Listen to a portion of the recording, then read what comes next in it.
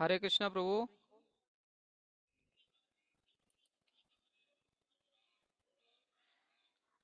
हमारा screen share हो सकता है क्या? हाँ प्रभु, आप कर सकते हैं। आपको को होस्ट किया है मैंने। कर सकते हैं हाँ आप। ना, लेकिन क्या विचार है, ये हो क्यों नहीं रहा है? ये वाला कीजिए प्रभु, दूसरा वाला। एक मिनट, इसको नाम चेंज करूँगी थोड़ा सा कुछ। हाँ।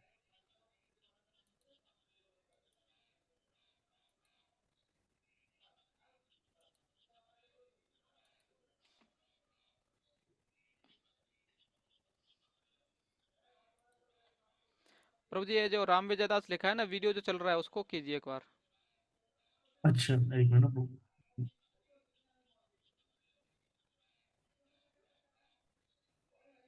हाँ, अभी तो कर दिया। यस प्रभु। हाँ।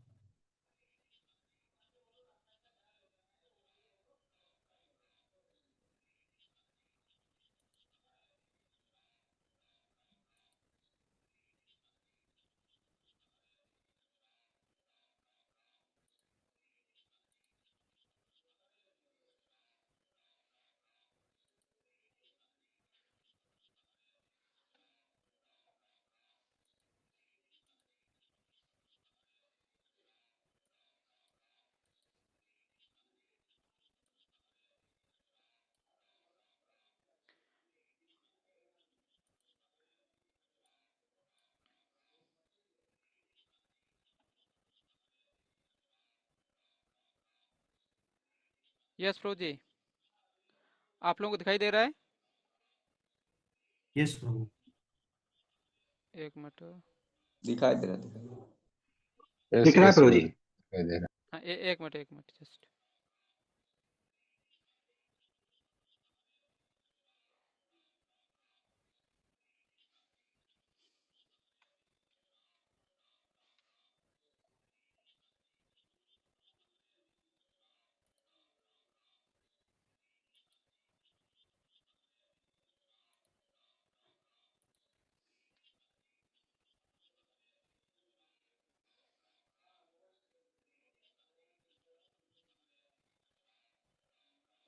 यस प्रभु।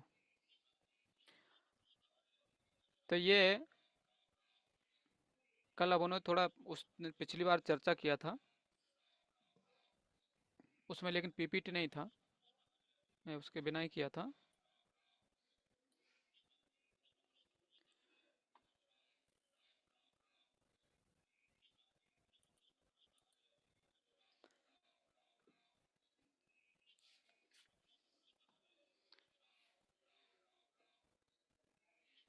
पहला था अमानित्वम। अमानित्व मतलब, अभी एक्चुअली ये हिंदी में नहीं मिला हमें। ये राधेश्याम प्रभु का मराठी का गीतामृत बिंदु का है। तो आपको अभी, जिसको भी अगर ये पीपीटी भी चाहिए, तो वहाँ से प्रभु जी के साइट से ले सकते हैं आप लोग। ठीक है।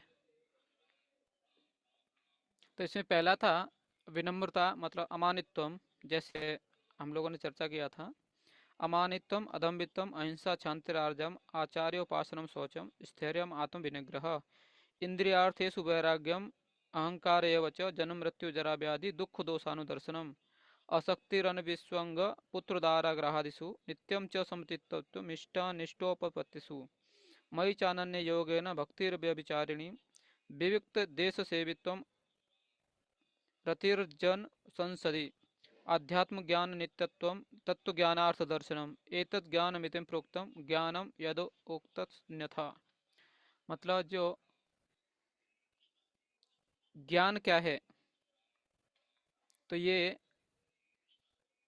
ज्ञान के कुछ स्तर हैं, या ये सब जो विनम्रता, दंभहीनता, अहिंसा, शांति, आर्जवम, सरलता, गुरु के पास जाना, पवित्रता, स्थिरता, आत्मसंयम, इंद्रिय तृप्ति के विषयों को परित्याग, अहंकार का अभाव, जन्म मृत्यु, वृद्धावस्था तथा रोगों के दोषों की अनुभूति, वैराग्य, संतान, स्त्री, घर तथा अन्य वस्तुओं की ममता से मुक्ति, अच्छी तथा बुरी घटनाओं के प्रति समभाव, मेरे प्रति निरंतर अन्य भक्ति, एकांत स्थान में रहने की इच्छा, जन समूह से बिलगाव, आत्म साक्षात्कार की महत्ता को स्वीकारना तथा परम सत्य की दार्शनिक खोज।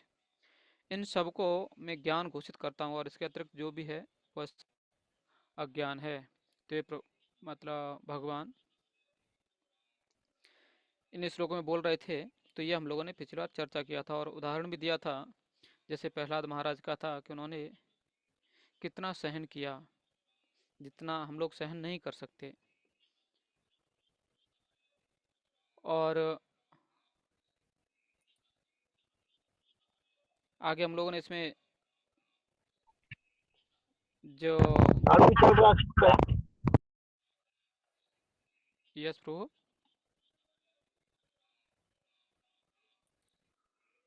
आवाज आ रहा है प्रभु आपको?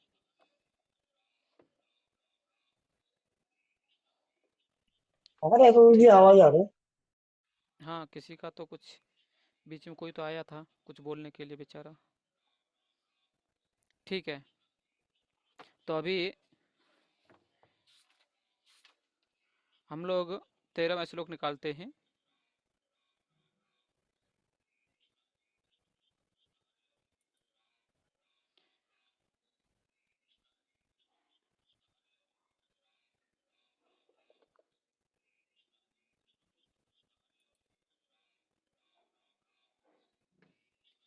कोई पढ़ सकता है 13वां श्लोक?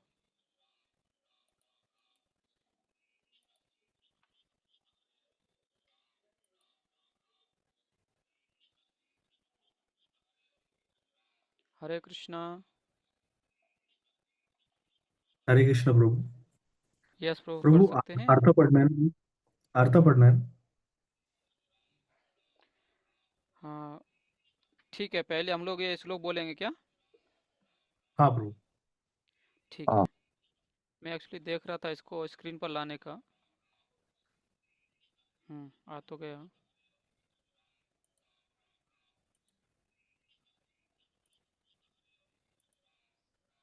हम्म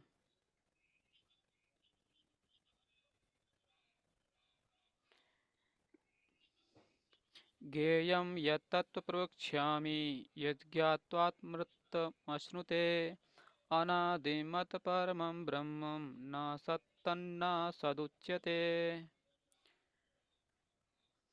आप लोग पीछे बोलेंगे। हरि बोल। यस प्रभु। ज्ञेयं यत्त प्रवक्ष्यामि बोलिए। ज्ञेयं यत् यत् प्रवक्ष्यामि प्रवक्ष्यामि यज्ञात्वामृतम् अश्नुते यत् ज्ञात्वा ज्ञात्वामृतं शृणुते अनादिमत परमं ब्रह्म अनादिमत् परमं अनादिमत्परं ब्रह्म न सत्तन्न सदुच्यते।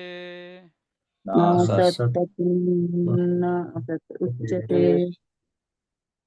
ठीक है अनुवाद तात्पर्य कोई पढ़ेंगे?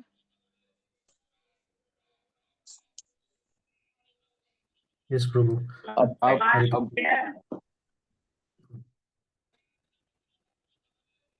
अब मैं तुम्हें ज्ञेय के विषय में बतलाऊंगा जिसे जानकर तुम नित्य ब्रह्म का आस्वादन कर सकोगे।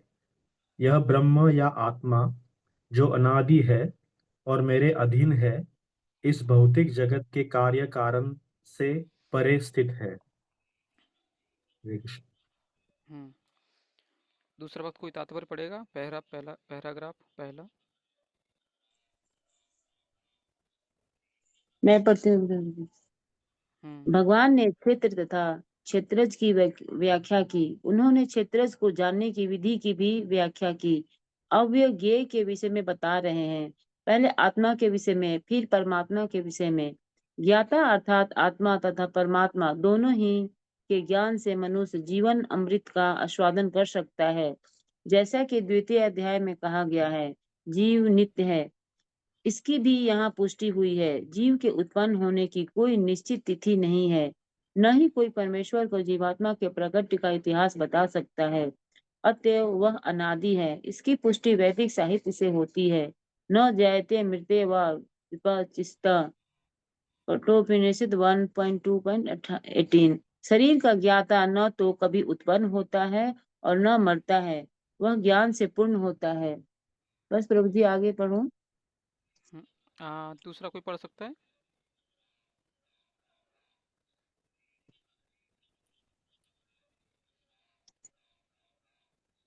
मैं ही पढ़ूं आगे। हाँ पढ़िए। वैदिक साहित्य में वैदिक साहित्य में भी परमेश्वर को परमात्मा रूप में प्रधान क्षेत्र प्रति गुणेश शरीर का मुक्त ज्ञाता तथा प्रकृति के गुणों का स्वामी कहा गया है। स्मृति वचन है, दास भूतो हर एव नान्य स एव कदाचन। जीवात्माएं सदा भगवान की सेवा में लगी रहती हैं। इसकी पुष्टि भगवान चैतन्य के अपने उपदेशों में भी है। अतएव इस श्लोक में ब्रह्म का जो वर्णन है वह आत्मा का है, और जब ब्रह्म शब्द जीवात्मा के लिए व्यवहृत होता है वह यह समझना चाहिए कि वह आनंद ब्रह्म न होकर विज्ञान ब्रह्म है। आनंद ब्रह्म ही परम ब्रह्म भगवान है। हरे कृष्णा। हरे कृष्ण माता जी। तो इसमें अभी तक तो क्या था,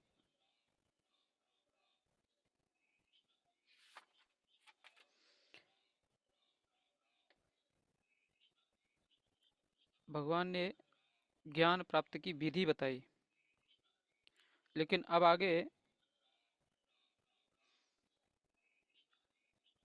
समझो किसी को विधि बता दी है कि ये करने से आपको ऐसा होगा, ठीक है, लेकिन अभी यहाँ पर बताएंगे कि कौन सी विधि से और क्या पता कर सकते हैं। मतलब ज्ञेयम, ये ज्ञेयम मतलब किसको प्राप्त करना है, कैसे पता करेंगे ये।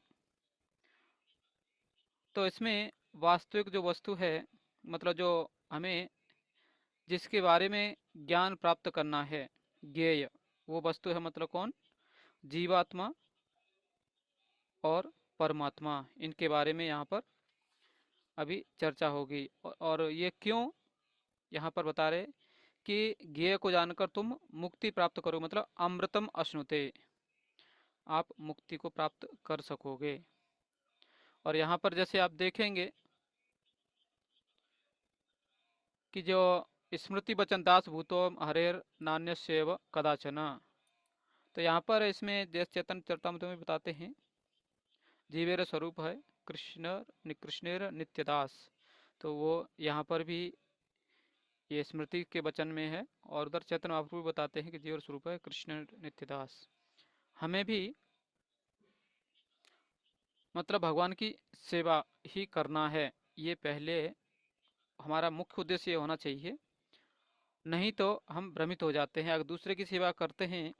कई बार जैसे आपने देखा होगा कि हम किसी बॉस की बहुत अच्छा सेवा करते हैं, लेकिन वो कब तक वो अपनी सेवा करवाता है, जब तक हमारी इंद्रियां या हमारे द्वारा वो प्रसन्न होता है, बस तब तक।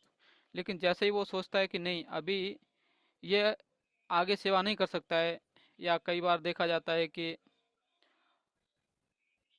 जैसे कोई जानवर रहते हैं, उनसे जब छोटा रहता है तो बहुत अच्छा दिखता है करके लोग रख लेते हैं उसको। बाद में जब वो बड़ा हो जाता है तो भी उसको सब लोग रखते हैं पास में, लेकिन जैसे ही कोई बूढ़ा हो जाता है उसको घर से निकाल देते हैं। और आप देखेंगे बाहर भी जैसे जॉब वगैरह रहता है, तो जब तक शक्ति है तब तक रखते हैं, जैसे ही शक्ति चली जाती है, उम्र बढ़ जाती है, तो जॉब से निकाल देते हैं और बोलते हैं अभी आप रिटायरमेंट ले लीजिए। तो ये क्या है कि जब तक उनके काम के हम थे तब तक वो रखते हैं, लेकिन क्योंकि वो अपना स्वार्थ देखते हैं, इसीलिए बोलते हैं कि वास्तविक जो आनंद ब्रह्म है, या मतलब जो भगवान है, उन्हीं के द्वारा हम आनंद प्राप्त कर सकते हैं। नहीं तो हम भगवान को छोड़ के कहीं भी जाएंगे तो हमें दुख ही, अंत में क्या मिलेगा, दुख ही मिलने वाला है। तो इसलिए हमें मतलब भगवान को ही जानने का प्रयास करना चाहिए और उनकी सेवा करने का प्रयास करना चाहिए, तभी हम अमृतम अश्नुते हो सकते हैं। चौथा श्लोक, सर्वतः पाणिपादम तत्, बोलेंगे सर्वतां पाणिपादं सर्वतः सर्वतो तत्सर्वतोक्षि शिरोमुख सर्वतोक्षिशिरोमुखम् सर्वतः श्रुतिमल्लोके सर्वतं श्रुतिमल्लोके सर्वमावृत्य तिष्ठति। सर्वमावृत्य तिष्ठति। तो एक्चुअली देखेंगे तो ये 14 से 18 तक ये कौन है, परमात्मा के बारे में बता रहे हैं यहाँ पर कि परमात्मा के गुण क्या हैं। क्योंकि अभी ये क्या चल रहा है, ज्ञेयम के बारे में, किसके बारे में आप जानना चाहते हैं, तो यहाँ परमात्मा के बारे में बताएंगे। तो हम लोग एक बार सब श्लोक 18 तक पढ़ेंगे, बाद में फिर इनका अनुवाद पढ़ेंगे, ठीक है। सर्वेन्द्रिय गुणाभास सर्वेन्द्रिय गुणाभासम् गुणाभाषा सर्वेन्द्रिय विवर्जितम् सर्वेन्द्रिय विवरितम् असक्तं सर्वभृत्यैव असक्तं असंगतं सर्वभूतैव निर्गुणं गुणभोक्तृ च निर्गुणं निर्गुणं गुणभोक्तृ च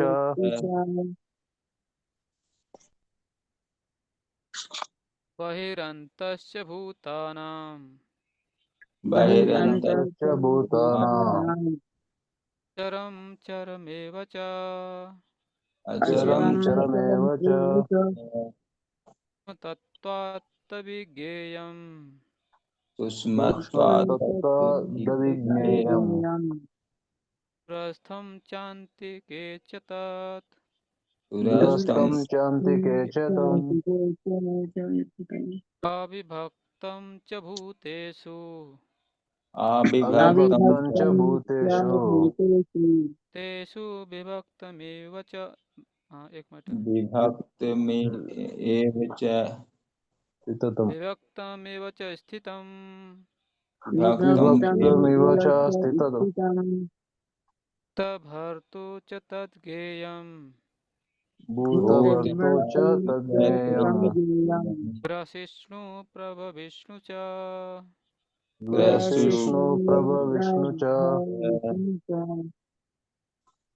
ज्योतिषामपि तज्ज्योतिस् ज्योतिषामपि ज्योतिषं समद्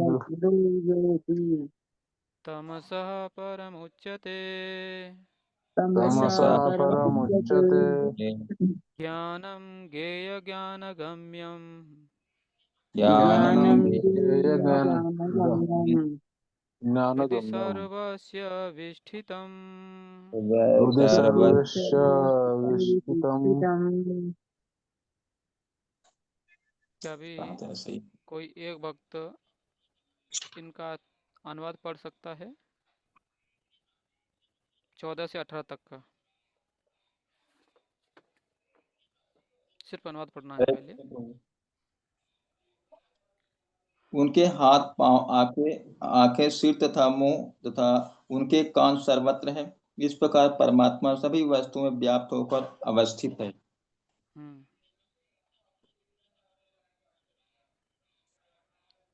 परमात्मा आगे का श्लोक 15वां श्लोक का अनुवाद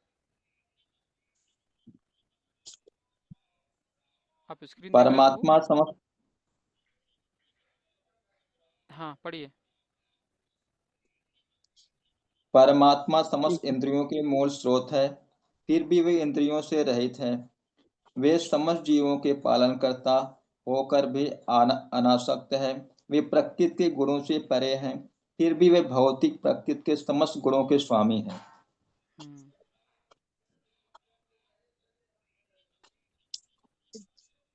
परम सत्य जड़ तथा जंगम समस्त जीवों के बाहर तथा भीतर स्थित है। सूक्ष्म होने के कारण वे भौतिक इंद्रियों के द्वारा जानने तथा देखने से परे हैं। यद्यपि वे अत्यंत दूर रहते हैं, किंतु हम सबों के निकट भी हैं।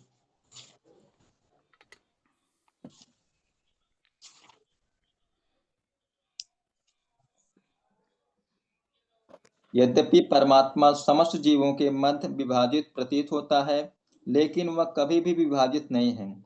वह एक रूप में स्थित है। यद्यपि वह प्रत्येक जीव का पालन करता है, लेकिन यह समझना चाहिए वह सबों का संहार करता है और सबों को जन्म देता है।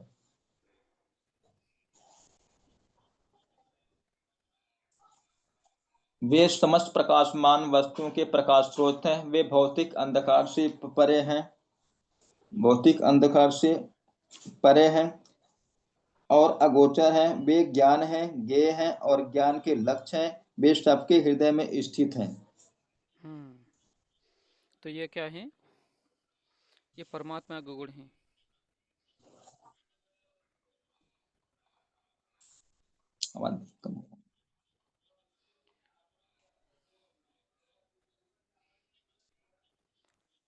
ठीक है, तो इसमें जैसे देखेंगे, पहला गुण क्या था परमात्मा का? सर्वतः पाणिपादम तत्, मतलब क्या है? उनके हाथ और पैर सर्वत्र हैं। दूसरा क्या है? सर्वतो भी श्रोमुखम, उनकी आंखें, सिर और मुंह ये क्या है? सर्वत्र हैं। सर्वतः श्रुतिमान लोके,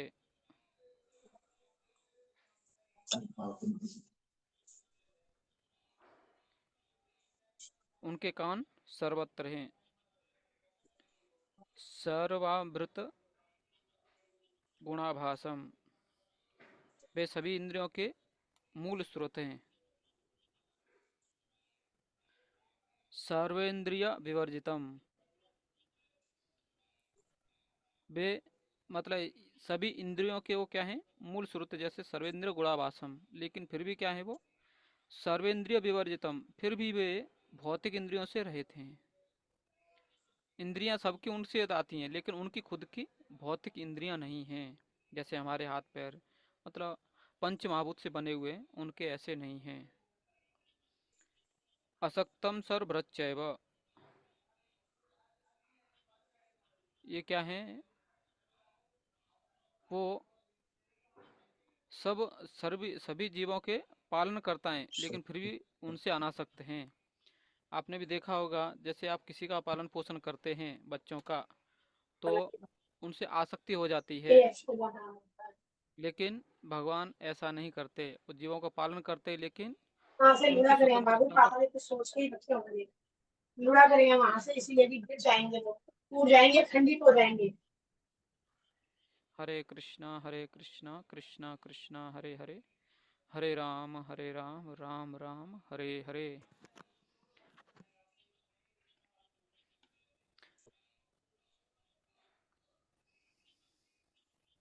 आगे था निर्गुणम गुण भोक्तम च भोक्त्रम च,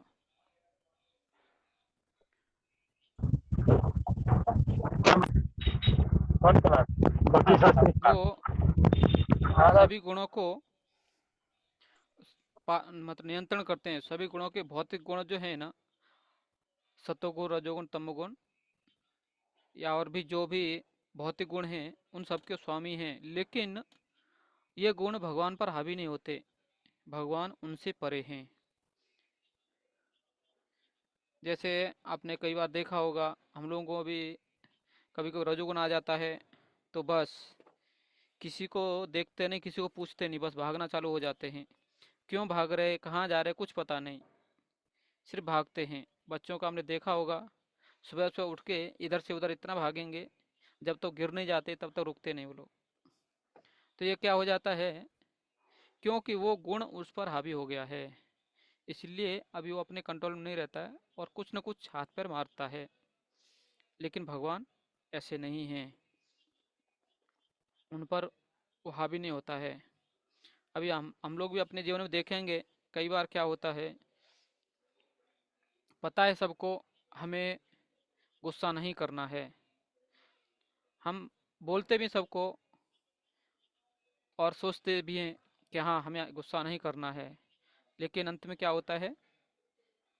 हम किसी न किसी पर गुस्सा कर ही देते हैं और देखते हैं कि हाँ गुस्सा आ रहा है, अभी आ रहा है आ रहा है, और अचानक कुछ तो मारपीट हो जाता है और गुस्सा चला जाता है। तो ये क्या है? हमें पता था गुस्सा कुछ गुण है कुछ तो, और अभी क्या है? अभी वो आ रहा है हमारे पास, और बाद में हमारा जो नियंत्रण था वो अपने हाथ में लेता है वो गुस्सा, और हमारे हाथ पैर से कुछ तो दूसरा कार्य करवा देता है और हम फंस जाते हैं। लेकिन जो बुद्धिमान है वो पहले ही रोक देते हैं कि नहीं, ये गुस्सा आ रहा है, उसको बचना चाहिए। तो भगवान भी जो हैं वो इन गुणों के स्वामी हैं, लेकिन ये गुण उन पर कंट्रोल, भगवान को कंट्रोल नहीं करते, भगवान द्वारा कंट्रोल होते हैं, नियंत्रित होते हैं ये। ठीक है, आगे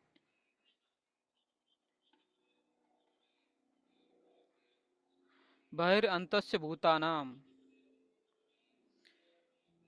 चरम चरम एव च अचरम चरम एव च। तो ये क्या था, वे जो स्थावर है या जंगम, जो भी चलने वाले हैं और खड़े हुए, जैसे पेड़ हैं या जानवर हैं, जानवर लोग चलते हैं, पेड़ पौधे चलते नहीं हैं, लेकिन भगवान उनके अंदर भी रहते हैं और बाहर भी रहते हैं। भगवान चलते भी हैं और नहीं भी चलते हैं, तो ये भगवान हैं। ये कौन है, जैसे बोलते हैं ना परमात्मा, तो ये अभी हम लोग चर्चा किसका कर रहे हैं यहाँ पर, परमात्मा के गुणों का। पुराना गाड़ी बहिरंत हाँ हरे कृष्ण।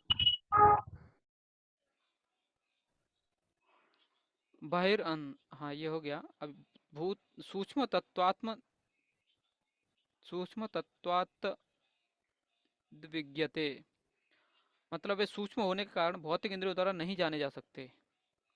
दूरस्थम चांति के च तत्, यद्यपि वे अत्यंत दूर हैं, लेकिन फिर भी सभी के निकट हैं। अविभक्तम च भूतेषु विभक्तम एव च स्थितम, यद्यपि वे सभी जीवों के मध्य विभाजित प्रतीत होते हैं, लेकिन वे कभी विभाजित नहीं हैं, वे एक रूप में स्थित हैं। भूत भर्त च तद्गेयम ग्रसिष्णु प्रभ विष्णु च,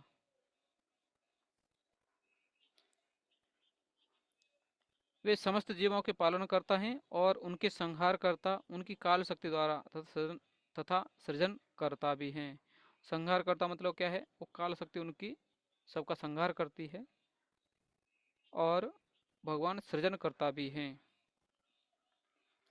18वां श्लोक, ज्योतिषामपि तज्ज्योतिष, वे जो भी प्रकाशमान वस्तुएं दिखती हैं, उनका जो प्रकाश है, प्रकाश स्रोत, वो भगवान ही है। तमसः परमुच्यते, वे भौतिक अंधकार से भी परे हैं। ज्ञानम ज्ञेयम ज्ञानगम्यम, वे ज्ञान, ज्ञेय और ज्ञान के लक्ष्य, सब कुछ भगवान ही हैं। हृदय सर्वस्य विष्ठितम, वे सभी के हृदय में स्थित हैं। तो ये क्या थे, ये परमात्मा के गुण हैं। तो अभी हम लोग यहाँ पर अभी प्रभुपाद जी का तात्पर्य पढ़ेंगे, प्रभुपाद जी इसको और कैसे अच्छा समझाते हैं। कोई पढ़ सकता है?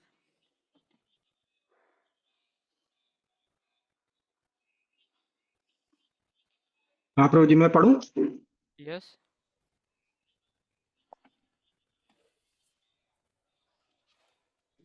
कौन से उससे है प्रभु जी?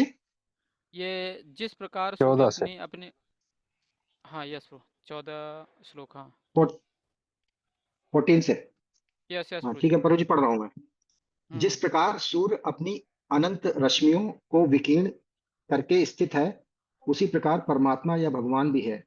वे अपने सर्वव्यापी रूप में स्थित रहते हैं और उनमें आदि शिक्षक ब्रह्मा से लेकर छोटी सी चींटी तक के सारे जीव स्थित हैं।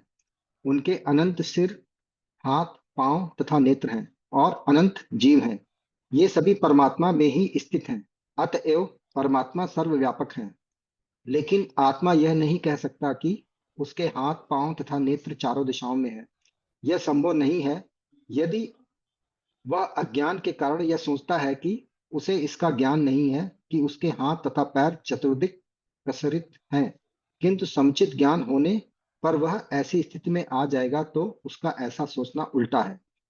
इसका अर्थ यही होता है कि प्रकृति द्वारा बद्ध होने के कारण आत्मा परम नहीं है। परमात्मा आत्मा से भिन्न है। परमात्मा अपना हाथ असीम दूरी तक फैला सकता है, किंतु आत्मा ऐसा नहीं कर सकता।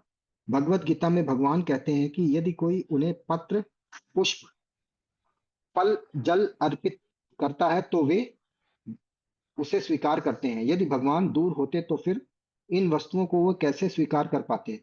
यही भगवान की सर्वशक्तिमत्ता है। यद्यपि वे पृथ्वी से बहुत दूर अपने धाम में स्थित हैं, तो भी वे किसी के द्वारा अर्पित कोई भी वस्तु अपना हाथ फैलाकर ग्रहण कर सकते हैं। यही उनकी शक्तिमत्ता है। ब्रह्म संहिता में 5.37 कहा गया है, गोलोक एव निवसत्व खिलात्म भूता। यद्यपि वे अपने दिव्य लोक में लीलारत रहते हैं, फिर भी वे सर्वव्यापी हैं। आत्मा ऐसा घोषित नहीं कर सकता कि वह सर्वव्याप्त है। अतएव इस श्लोक में आत्मा जीव नहीं अपितु परमात्मा या भगवान का वर्णन हुआ है। हरे कृष्ण बोलिए।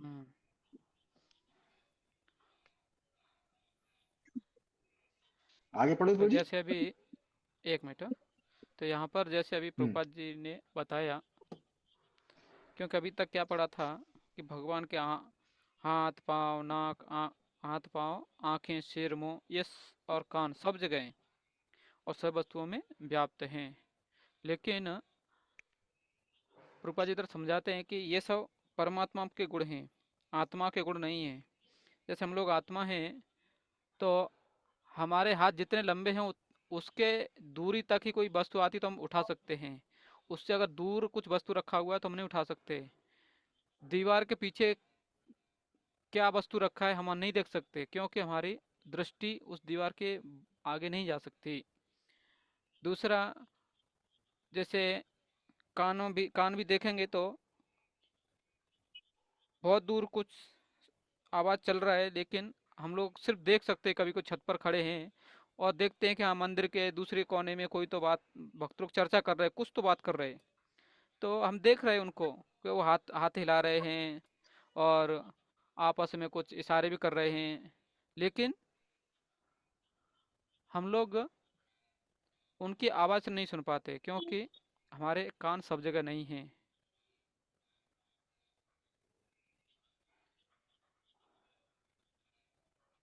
बैकुंठ प्रभु, बैकुंठ सेवक प्रभु, यस प्रभु। पर ग्रुप चेक करो, कोई तो कुछ बोल रहा है ग्रुप में। हाँ प्रभु, व्हाट्सएप प्रभु, व्हाट्सएप ग्रुप में। हाँ यस यस, अभी कुछ तो आया किसी का। अच्छा, ज्वाइन में उन्होंने तो लिंक, हाँ मैं उनको लिंक भेजता हूँ प्रभु। यस यस प्रभु, यस प्रभु जी। तो ये मतलब क्या है, भगवान में और हम में अंतर है। और भी इधर आगे आएगा, प्रभुपाद जी एक उदाहरण भी दे रहे हैं यहाँ पर। ठीक है, आगे कौन पढ़ सकता है?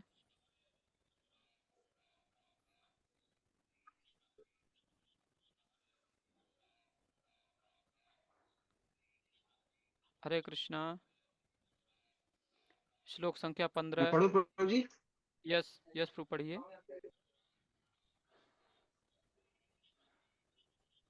हरे कृष्णा। यद्यपि परमेश्वर समस्त समस्त जीवों की समस्त इंद्रियों के स्रोत हैं, फिर भी जीवों की तरह उनके भौतिक इंद्रियां नहीं होती। वास्तव में जीवों में आध्यात्मिक इंद्रियां होती हैं, लेकिन बद्ध जीवन में वे भौतिक तत्वों से आच्छादित रहती हैं। अतएव इंद्रिय कार्यों का प्राकट्य पदार्थ द्वारा होता है। परमेश्वर की इंद्रियां इस तरह आच्छादित नहीं रहती। उनकी इंद्रियां दिव्य होती हैं, अतएव निर्गुण कहलाती हैं। गुण का अर्थ है भौतिक गुण, लेकिन उनकी इंद्रियां भौतिक आवरण से रहित होती हैं। यह समझ लेना चाहिए कि उनकी इंद्रियां हमारी इंद्रियों जैसी नहीं होती। यद्यपि वे हमारे समस्त इंद्रिय कार्यों के स्रोत हैं, लेकिन उनकी इंद्रियां दिव्य होती हैं, जो कल्मश रहित होती हैं। इसकी बड़ी ही सुंदर व्याख्या श्वेताश्वर उपनिषद में 3.19 अपाणिपादो जवनो ग्रहिता श्लोक में हुई है।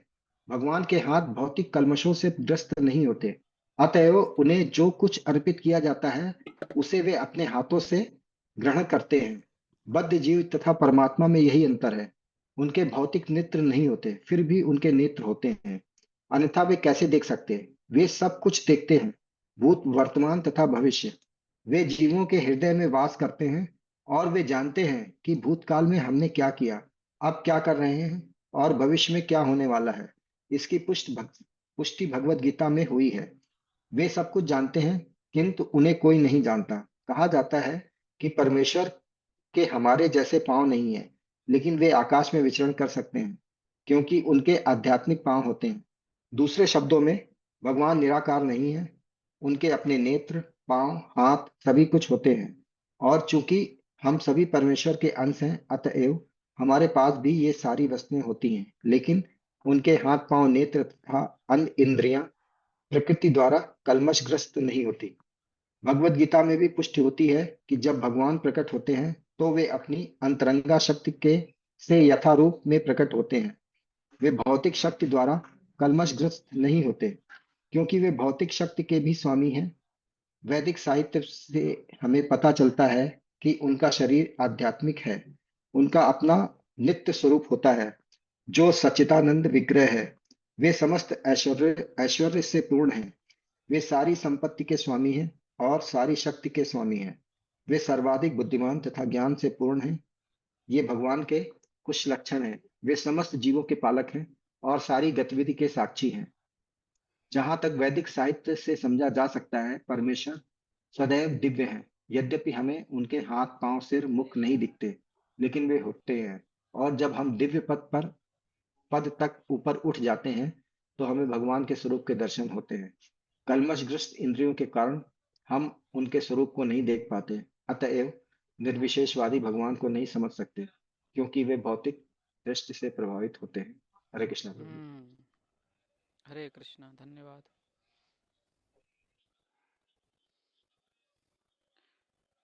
तो इसमें मतलब परमात्मा के जो गुण थे, हमने पहले चर्चा किया था कि हमारे जो इंद्रियां हैं वो भौतिक पंचभूतों से बनी है, इसलिए दिखती हैं हम लोगों को, लेकिन भगवान का ऐसा नहीं है, वो परे हैं, गुणों जी से हरे परे कृष्ण हैं। प्रणाम। आवाज थोड़ा सुना है प्रभु जी। हरे कृष्णा, आवाज अभी आ रहा है आवाज? हरे कृष्णा प्रभु, हरे कृष्णा। हरे कृष्णा, आवाज तो आ रही है, एकदम स्लो स्लो आ रही है। हाँ क्या?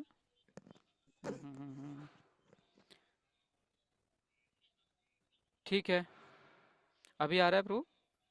हाँ हाँ हाँ। ठीक है।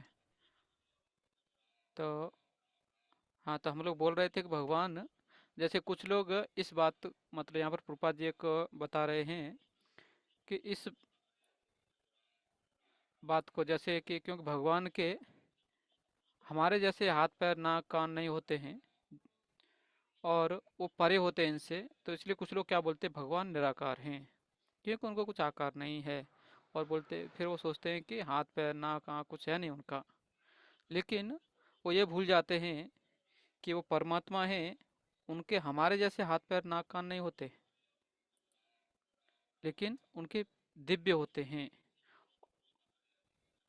ठीक है, अभी हम लोग आगे, कोई पढ़ सकता है 16वां श्लोक तात्पर्य?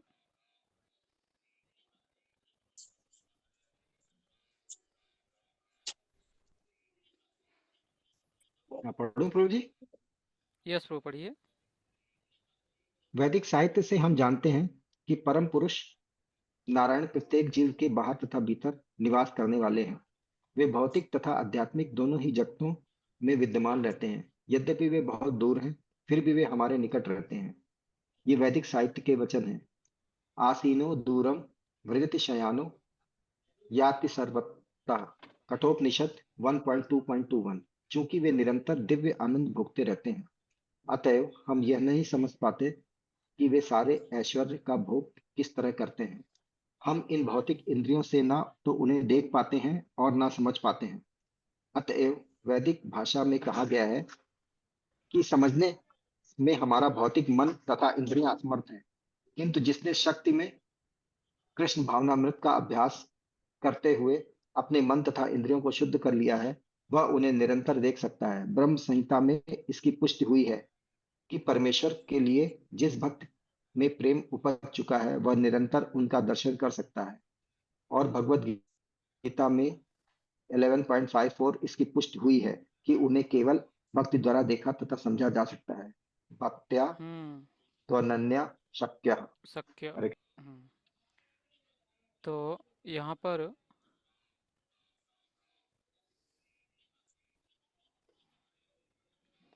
जैसे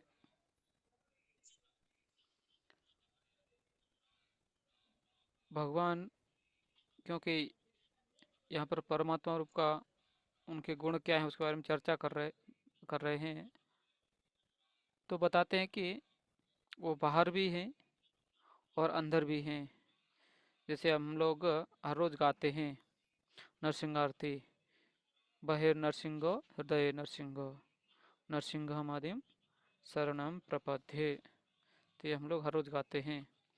और दूसरा, भगवान सबसे दूर हैं, बहुत दूर हैं, लेकिन हमारे एकदम पास में भी हैं।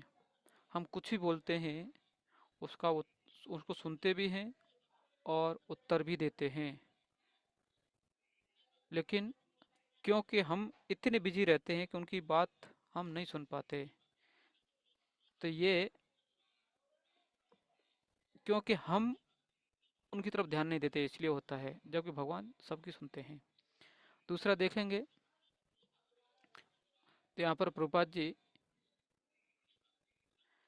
बता रहे हैं कि अगर भक्ति में कृष्ण भावनामृत का अभ्यास करते हुए अपने मन तथा इंद्रियों को शुद्ध कर लिया है तो वह निरंतर भगवान को देख सकता है। तो इसमें भगवती ब्रह्म संहिता में आता है, प्रेमांजन छुरित भक्ति विलोचनेन संत सदैव हृदयेषु विलोकयन्ति यम श्याम सुंदरम अचिंत्य गुण स्वरूपम गोविंदमादि पुरुषम तमहम भजामि। भगवदगीता में भी यहाँ पर जो 11वें का 54 श्लोक प्रभुपाद जी ने इधर बताया है, भक्ता त्वनन्या सक्यम अहम एवा विधम अर्जुन ज्ञातुम दृष्टुम च तत्त्वेन प्रविष्टुम च परंतप। हे अर्जुन, केवल अनन्य भक्ति द्वारा मुझे उस रूप में समझा जा सकता है जिस रूप में मैं तुम्हारे समक्ष खड़ा हूँ, और इसी प्रकार मेरा साक्षात दर्शन भी किया जा सकता है। केवल इसी विधि से तुम मेरे ज्ञान के रहस्य को समझ सकते हो। तो मेन यहाँ पर है कि केवल अनन्य भक्ति द्वारा, और आँखों में जैसे अलग अलग लोग काजल लगाते हैं दृष्टि बढ़ने के लिए, लेकिन यहाँ पर कौन सा है, प्रेमांजन, मतलब प्रेम का अंजन, अंजन मतलब काजल। तो हमारी आँखों में प्रेम रूपी काजल होना चाहिए तो भगवान अवश्य दर्शन देंगे, हमारी आँखें जरूर देख पाएंगी भगवान को। आगे 17वां कौन पढ़ सकता है?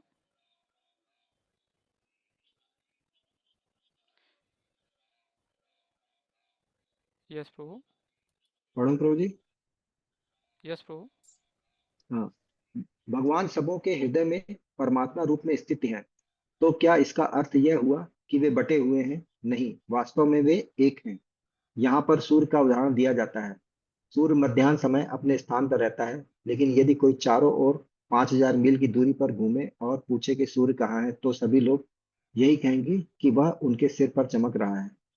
वैदिक साहित्य में यह उदाहरण यह दिखाने के लिए दिया गया है कि यद्यपि भगवान अविभाजित हैं, लेकिन इस प्रकार स्थित हैं मानो विभाजित हों। यही नहीं, वैदिक साहित्य में यह भी कहा गया है कि अपनी सर्वशक्तिमत्ता के द्वारा एक विष्णु सर्वत्र विद्यमान है।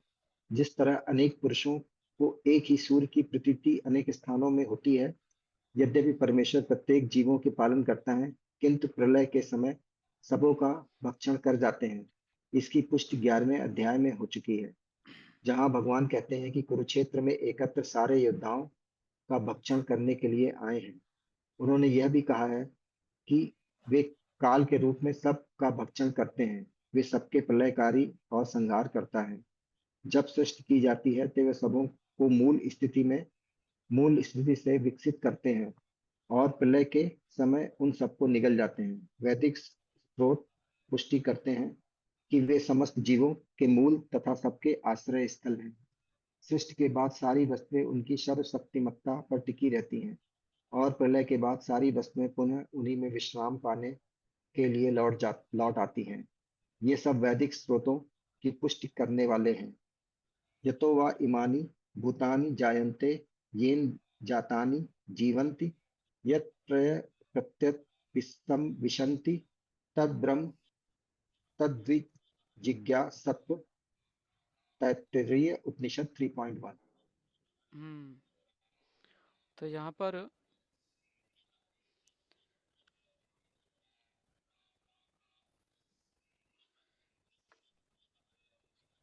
परमात्मा के बारे में बताया जा रहा है कि वो सबके पालन करता कैसे हैं और वो एक जगह होते भी हर जगह कैसे हैं।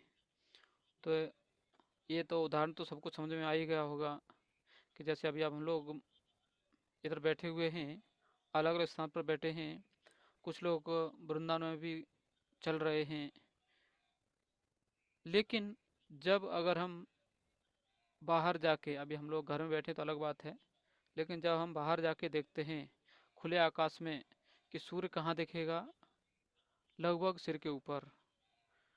और ये किसको देखेगा? सबको दिखेगा, जो भी है उसको एक ही दिखेगा, सूर्य हमारे सिर के ऊपर है बस। लेकिन क्या ये वास्तव में सही है? हाँ, एक तरह से देखेंगे सही भी है कि क्यों सबके ऊपर है वो, लेकिन सूर्य अलग अलग नहीं है, सूर्य एक ही है। तो ऐसे ही यहाँ पर परमात्मा या भगवान के बारे में बोलेंगे तो यही नियम उनका भी लागू होता है उन पर भी, कि भगवान एक ही हैं, लेकिन हमें ऐसा लगता है कि बस हमारे पास जो भगवान है वो कहीं दूसरी जगह नहीं, बस हमारे पास हैं और कहीं नहीं। और देखेंगे कि यहाँ पर ही यह जीवों का पालन करते हैं तो और संहार भी करते हैं, सबको जन्म भी देते हैं, तो उनकी अलग अलग शक्तियाँ हैं जो ये सब करती हैं। अभी हम लोग 18 वाला पढ़ेंगे। 18वां श्लोक कोई तात्पर्य पढ़ सकता है? हाँ प्रभु जी, पढ़ रहा हूँ मैं। दूसरा कोई है? परमात्मा या भगवान। एक मिनट प्रभु। संकीर्तन धर्म प्रभु की जय। और कोई भक्त है जो पढ़ना चाहता है? हरे कृष्ण पुरुषोत्तम, मैं पढ़ूं? यस प्रभु, यस प्रभु, स्वागत है आपका। परमात्मा या भगवान ही सूर्य और चंद्र तथा नक्षत्रों जैसे समस्त प्रकाशमान वस्तुओं के प्रकाश स्रोत हैं। वैदिक साहित्य से हमें पता चलता है कि वैकुंठ राज्य में सूर्य या चंद्रमा की आवश्यकता नहीं पड़ती, क्योंकि वहां पर परमेश्वर का तेज जो है भौतिक जगत में वह ब्रह्मज्योत या भगवान का आध्यात्मिक तेज महतत्व अर्थात भौतिक तत्वों से ढका रहता है। अतएव इस जगत में हमें सूर्य, चंद्र, बिजली आदि के प्रकाश की आवश्यकता पड़ती है, लेकिन आध्यात्मिक जगत में ऐसी वस्तुओं की आवश्यकता नहीं होती। वैदिक साहित्य में स्पष्ट कहा गया है कि भगवान के प्रकाशमय तेज से प्रत्येक वस्तु प्रकाशित रहती है। अतः यह स्पष्ट है कि वे इस भौतिक जगत में स्थित नहीं है, वे तो आध्यात्मिक जगत है, वैकुंठ लोक में स्थित है, जो चिन्मय आकाश में बहुत ही दूरी पर है। इसकी भी पुष्टि वैदिक साहित्य से होती है।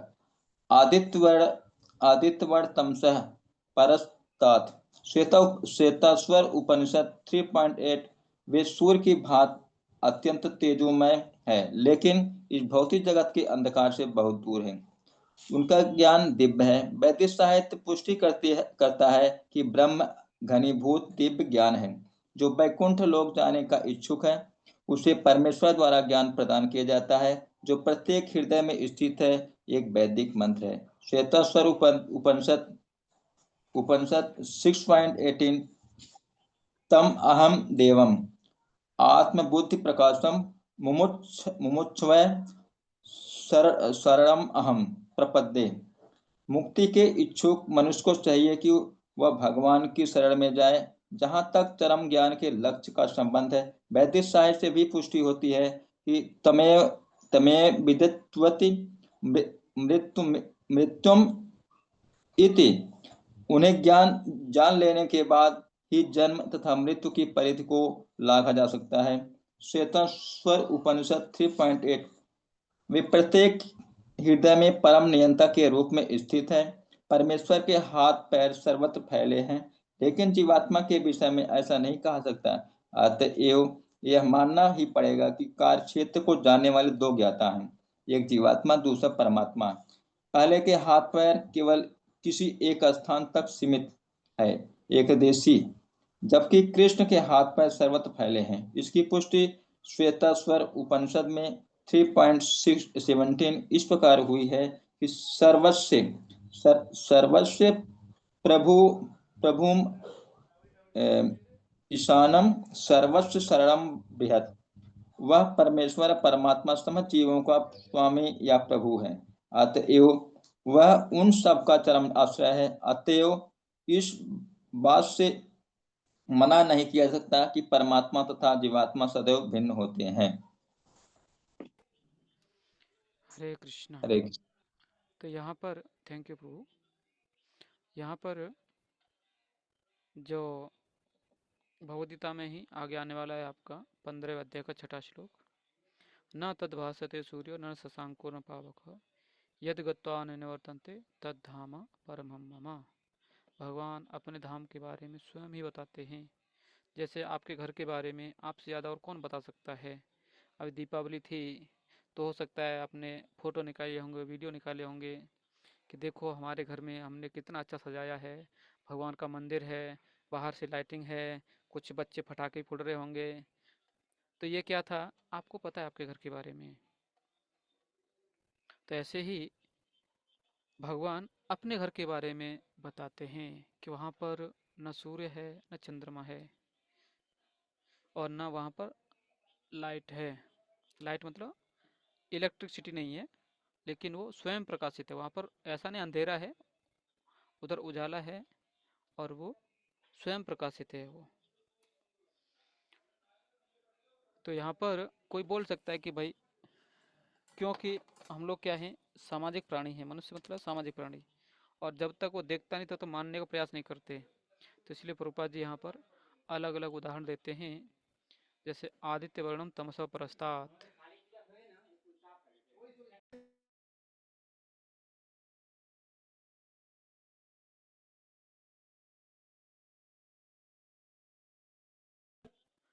हाँ, तो आदित्य वर्णम तमसो परस्तात्, जो भगवान का धाम है वो इस भौतिक जगत के अंधकार से बहुत दूर है, और वो धाम सूर्य की तरह अत्यंत तेजोमय है, मतलब स्वयं प्रकाशित है। अब सूर्य को कोई दिया दिखाएगा क्या, कि उसको एक चलो थोड़ा सा एक हेलोजन लाइट लगा देते उसके ऊपर? नहीं, उस सूर्य से ही आजकल लोग हेलोजन लगाते हैं। जैसे आपने कई बार देखा होगा कि सौर सोलार कुछ लगाते हैं ना, सोलार पैनल वगैरह, उससे लोग लाइट पर सौर बनाते हैं ऊर्जा उस, लगा। हाँ सौर ऊर्जा। तो उससे प्रकाशित करते हैं लोग अपने अपने घरों को। तो ऐसे ऐसा भगवान का धाम है। दूसरा और है एक और, तहम देवम आत्मबुद्धि प्रकाशम मोक्षुभय शरणम अहम अहम प्रपद्ये। क्योंकि अगर आपको मुक्ति के जो इच्छुक हैं उनको चाहिए कि भगवान की शरण में जाएं, तो क्या होगा, क्योंकि वो खुद मुक्त हैं, इसलिए वो मुक्ति दे सकते हैं। ऐसा एक एक और आता है, मुक्ति प्रदाता सर्वेशम विष्णुर एव न संशय, कि मुक्ति देने वालों में सिर्फ भगवान श्री विष्णु ही, भगवान श्री कृष्ण ही मुक्ति दे सकते हैं। इसमें कुछ संशय नहीं है, कुछ किसी को शंका नहीं होनी चाहिए।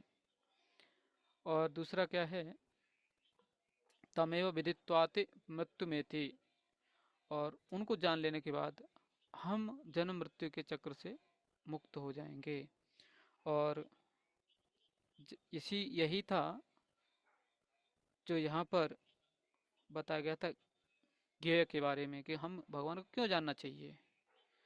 क्योंकि उन्हें हम जान लेंगे तो हम अमृत सुनते अमृतम अश्नुते, हम क्या हो जाएंगे, हम मुक्ति को प्राप्त कर लेंगे सिर्फ उनको जान के।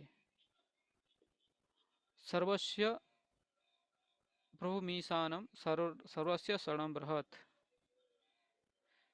अभी आप देखेंगे कोई भी रहा, कोई गरीब है, समझो किसी के पास पैसा कम है, क्योंकि अभी आजकल गरीब का परिभाषा भी अलग अलग हो सकता है कि अपने क्या चरित्र से गरीब है, मतलब उसका मन, हृदय उसका छोटा है क्या। उदार हृदय के लोग बहुत ही मिलजुल के रहना पसंद करते हैं। तो ऐसे यहाँ पर क्या है, सर्वस्व प्रभु मीशानम सर्वस्य शरणम बृहत्। हम किसी की शरण कब लेना चाहते हैं, जब हमसे वो श्रेष्ठ होता है। कोई व्यक्ति दूसरे किसी का जॉब करता है दूसरे व्यक्ति के पास, तो क्यों करता है, क्योंकि उसको अपेक्षा रहती है कि हमें कुछ लाभ मिलेगा वहाँ से। और हम देखते हैं कि वो खुद ही हानि में जा रहा है, तो कौन उसके पास जॉब करेगा, नहीं करता कोई भी। तो इसलिए भगवान कौन है, परम प्रभु हैं, वो परम आश्रय सबके, इसलिए सब लोग उनका ही शरण ग्रहण करते हैं।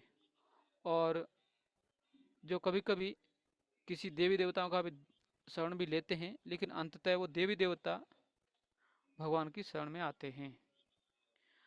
इसी और यहाँ पर एक है कि हमें कभी भी ये नहीं सोचना चाहिए कि परमात्मा और जीवात्मा, क्योंकि दोनों ही शरीर में रह रहे हैं, तो दोनों ही एक हैं, नहीं, दोनों सदैव ही भिन्न रहते हैं, यहाँ पर प्रभुपाद जी बता रहे हैं। तो अभी हम लोग 19वां श्लोक देखेंगे, तो साथ में बोलिए, हमारे पीछे बोलिए। इति क्षेत्रम तथा ज्ञानम इति इति क्षेत्रं क्षेत्रं तथा ज्ञानं ज्ञानं हेयं चोक्तं समासतः। ज्ञेयं ज्ञेयं चोक्तं समासतः समासतं मद्भक्त एतदिज्ञाय मद्भक्त मद्भक्ता एतद्विज्ञाय भाव, एक मिनट, मद्भावायोपपद्यते। मत भावाय उपपद्यते। मद्भावायोपपद्यते। भावायो प्रपद्यते। उपपद्यते। ठीक है, इसका अनुवाद पढ़ेंगे कोई। हरे कृष्णा प्रभु जी, मैं पढ़ूं? यस इस प्रभु। प्रकार मैंने कर्म, क्षेत्र, शरीर, ज्ञान तथा ज्ञेय का संक्षेप में वर्णन किया है। इसे केवल मेरे भक्त ही पूरी तरह समझ सकते हैं और इस तरह मेरे स्वभाव को प्राप्त होते हैं। तात्पर्य कोई पढ़ सकता है भक्त।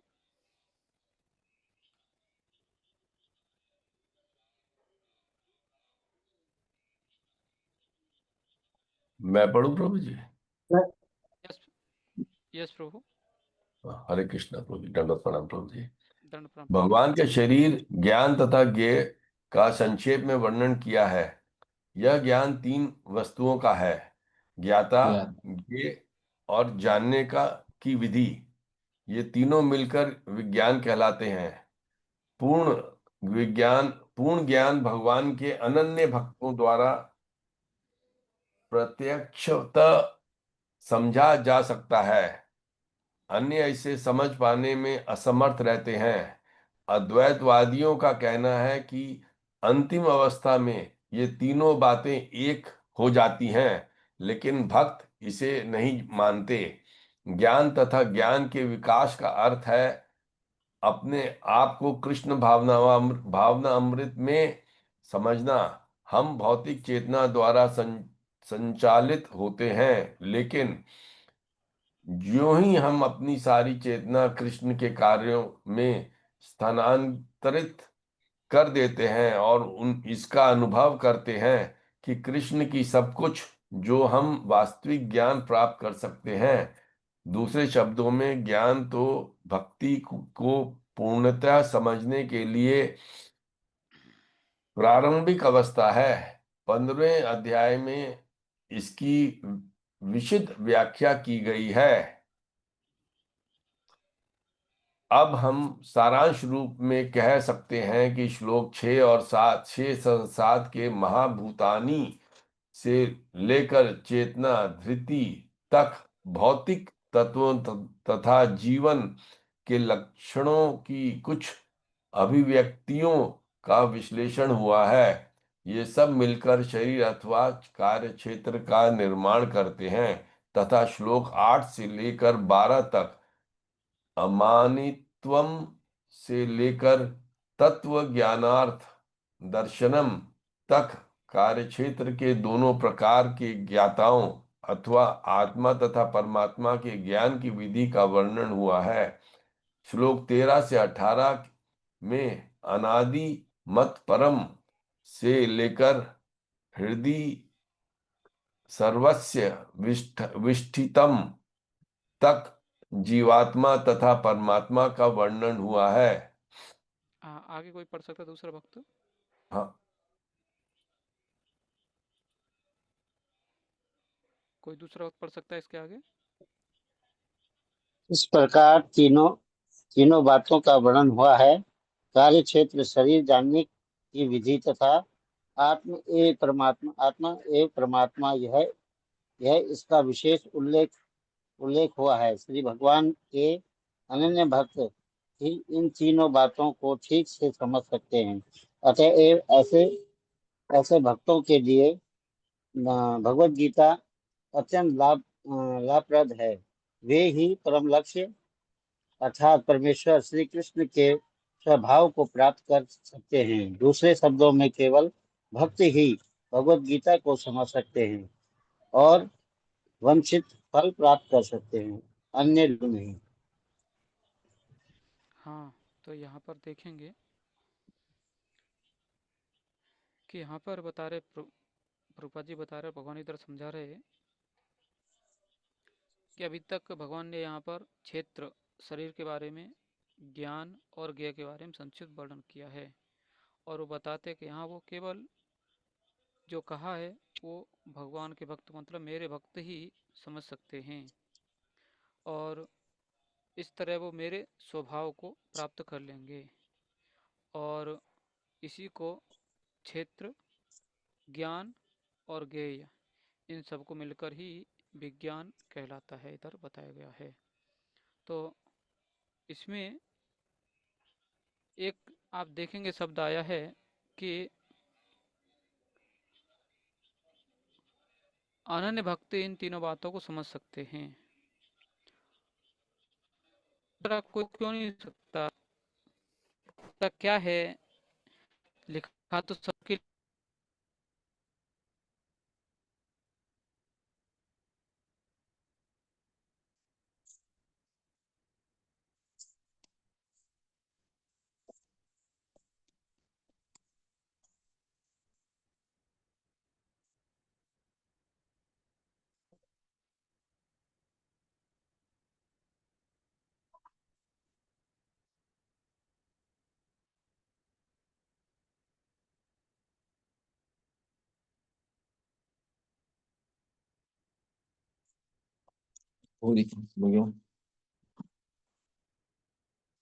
हरे कृष्ण प्रभु, आपका आवाज नहीं आ रहा।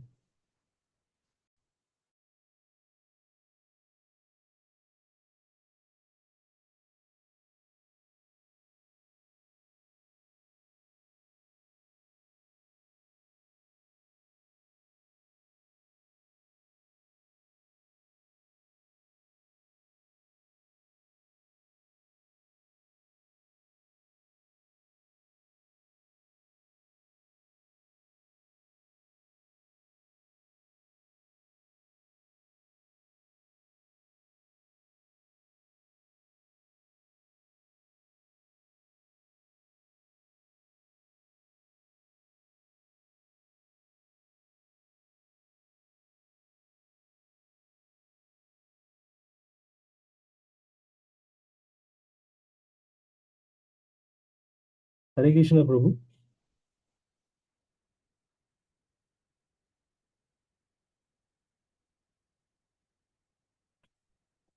प्रभु जी, आपका आवाज नहीं आ रहा है।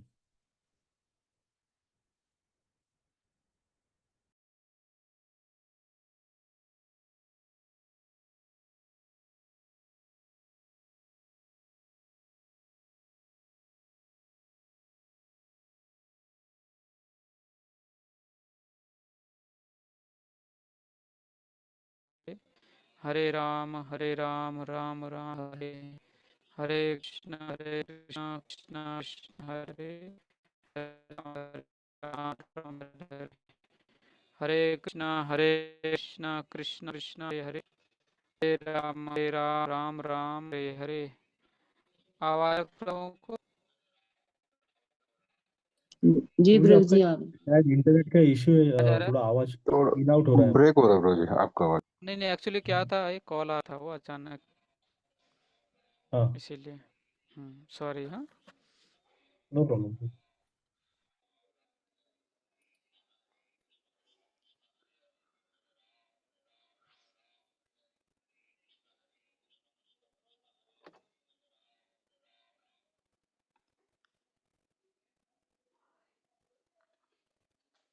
ठीक है, तो हम लोग चर्चा कर रहे थे कि ये सब कुछ सामने है, दिख भी रहा है, और जो हम पढ़ रहे हैं वही और जो अभक्त हैं वो भी पढ़ सकते हैं इसको, क्योंकि अभी मैराथन आ रहा है, हम लोग भी बांटेंगे इधर उधर जाके। लेकिन यही भगवत गीता है, तो भगवान यहाँ क्यों ये बोल रहे, क्या कहना चाहते भगवान कि अनन्य भक्ति ही इन बातों को ठीक से समझ सकते हैं? कोई बता सकता है?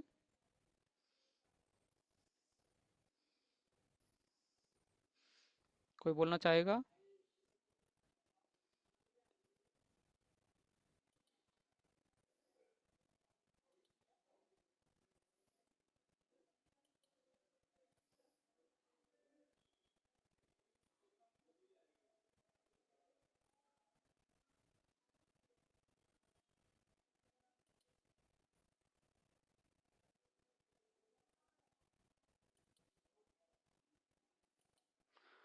ठीक है, तो यहाँ पर भगवान बताना चाहते हैं, क्योंकि आप देखो, कभी भी आपसे जो कोई व्यक्ति बात कर रहा है या कुछ बताना चाह रहा है, या आप ये अपने बारे में किसी को बताना चाहते हैं, और उस व्यक्ति व्यक्ति को आपको श्रद्धा ही नहीं कुछ, तो वो कुछ मतलब आप सब कुछ बताने के बाद भी कुछ समझेगा नहीं उसको, या वो उसको सीरियस नहीं लेगा कि हाँ ऐसे ही फेंक रहा होगा, ऐसे ही कुछ बात करता है, तो क्या है हम लोग टाल देते हैं उसको। लेकिन क्योंकि भक्त है, उसको पता है कि भगवान सबके रक्षा करने वाले हैं, सबका पालन करते हैं, जो बोल रहे हैं हमारी भलाई के लिए बोल रहे हैं, और वो गंभीरता से उस बात को सुनता है और उसको अपने जीवन में लागू करने का प्रयास करता है। तो इससे क्या होगा कि वो ये बातों को समझ सकेगा वो, क्योंकि वो गंभीर रहेगा इस मामले में। लेकिन बाकी लोग, क्योंकि वो बोलेंगे मैथोलॉजी है, उसको क्यों ध्यान देने का, कौन जाने भगवान आए थे, कौन बोले अरे कृष्ण, ये वो बहुत कुछ बोलते हैं लोग। तो इसलिए क्या हो जाता है, क्योंकि वो भगवान का सुनना नहीं चाहते, उसमें गंभीरता नहीं दिखाते, तो वो सब कुछ जान के भी कुछ समझ नहीं पाते वो लोग। बार बार हो सकता है उनको, कई आप देखा हो कई लोगों को भगवद गीता पूरा कंठस्थ रहता है, लेकिन उनको बोलिए माला कीजिए, एक दो माला कीजिए, नहीं वो मत बोलिए, बाकी सब भगवद गीता डेली पाठ कर सकते पूरा वो, लेकिन एक माला जप नहीं कर सकते। ठीक है, अभी 20वां श्लोक। प्रकृतिम पुरुषम चैव कीर्ति कृष्णं पुरुषं च एव चैव विद्यनादि उभावपि विद्यनादि विद्यानादि उभयमपि विकारांश गुणांश्चैव विकारान्त विकारांश्च गुणांश्च एव देवा हि प्रकृति संभवान्। विद्धि विद्धि विद्धि प्रकृति प्रकृति संभवान्। संभवम।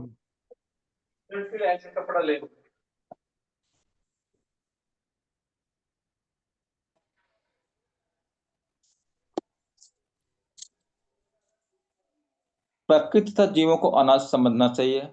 उनके विकार तथा गुण प्रकृति जन्य है।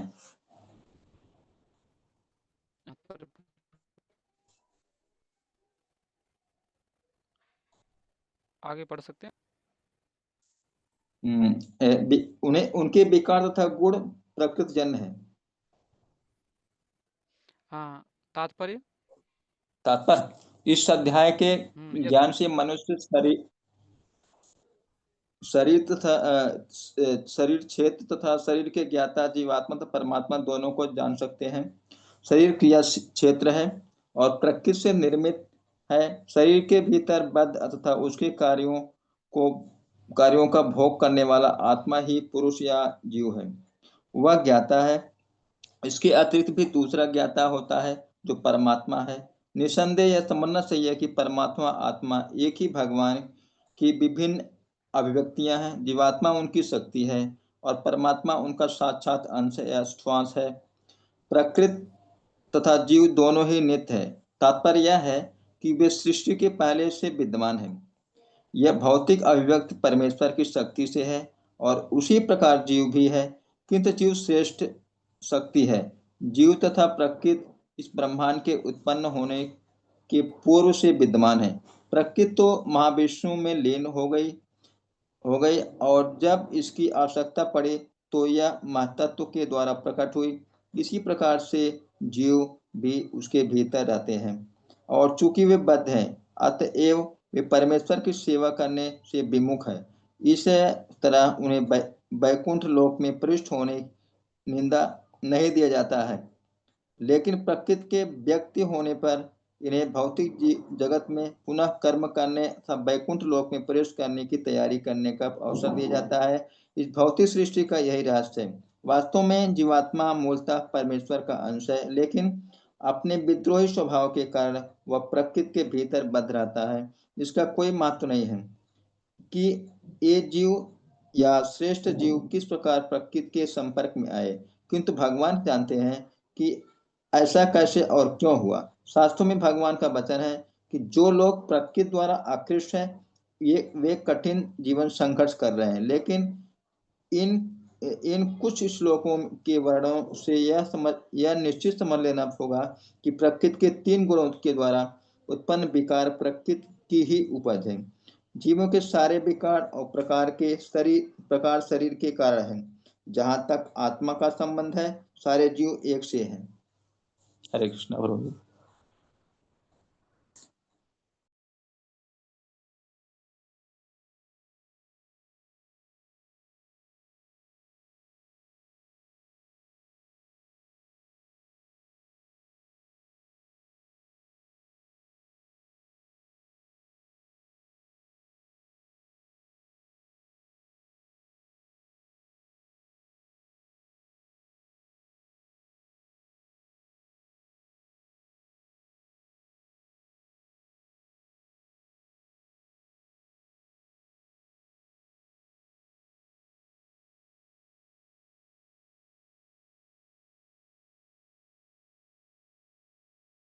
हरे कृष्णा प्रभु जी, आवाज नहीं आ रही आपकी।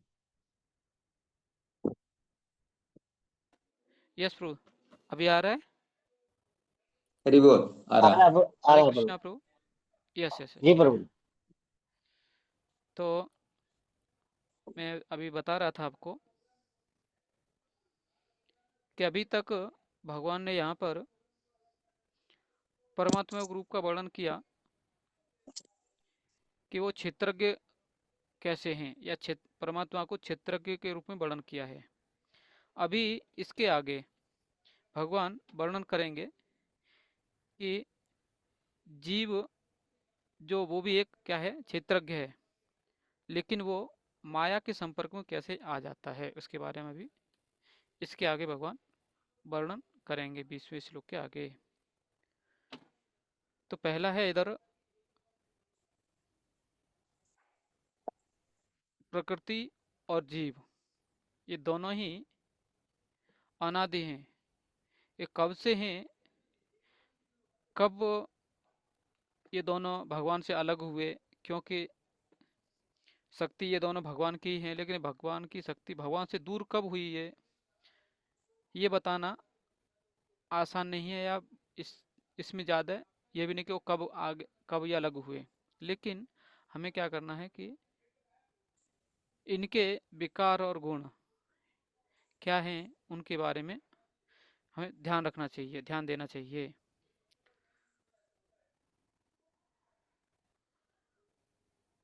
अभी क्योंकि ये लोग कहाँ हैं, भगवान से दूर हैं। भगवान में परिवर्तन नहीं होते, शाश्वत हैं, उनका नाश नहीं होता। लेकिन ये प्रकृति है, तो प्रकृति का भी देखेंगे तो कभी जैसा कभी देखा नहीं होगा पूरी पृथ्वी ही नष्ट हो गई, ऐसा कभी होता नहीं। पृथ्वी रहेगी, हो सकता है उस पर जो अभी हमारे सामने बिल्डिंग दिख रही हैं वो बिल्डिंग नहीं रहेंगी, या फिर जो अभी पेड़ पौधे हैं वो नष्ट हो जाएंगे, दूसरे पेड़ पौधे आएंगे। स्वरूप बदलते रहेगा प्रकृति का। अभी रोड है, हो सकता है कि वहाँ पर कल बिल्डिंग खड़ी हो जाएगी, रोड दूसरी जगह से निकल जाएगा। आज नदियाँ हैं उधर, नदी कल दूसरी तरह से निकलेगी और वहाँ पर खेती होगी। तो ये क्या हो जाता है, परिवर्तन होगा, लेकिन धरती कहीं जाएगी नहीं। तो ये क्या है, ये विकार हैं। अभी अपने शरीर को भी देखेंगे आप, तो शरीर में परिवर्तन होते हैं और शरीर नष्ट भी होता है, लेकिन आत्मा शाश्वत है। उसको कुछ, वो कभी नष्ट नहीं होता आत्मा के, हाँ चलो आत्मा ही खत्म हो गया, ऐसा नहीं होता कभी। तो ये यहाँ पर भगवान इसमें बता रहे हैं।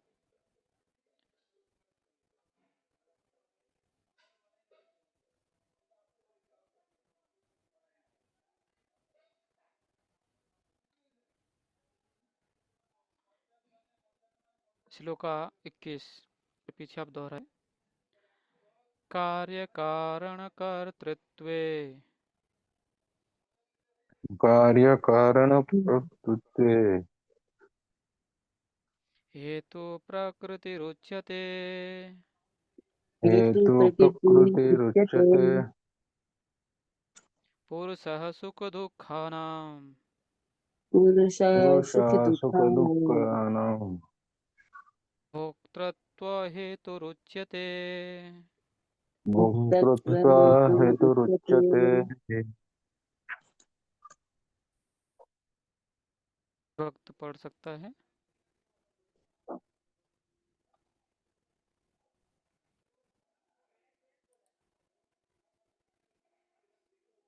प्रकृति समस्त भौतिक कारणों तथा कार्यों परिणामों की हेतु कही जाती है, और जीव पुरुष इस संसार में विविध सुख दुखों के भोग का कारण कहा जाता है।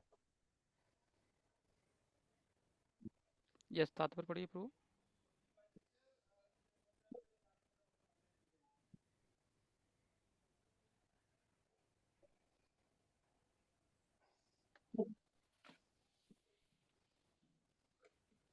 तात्पर्य पढ़ सकते हैं प्रभु।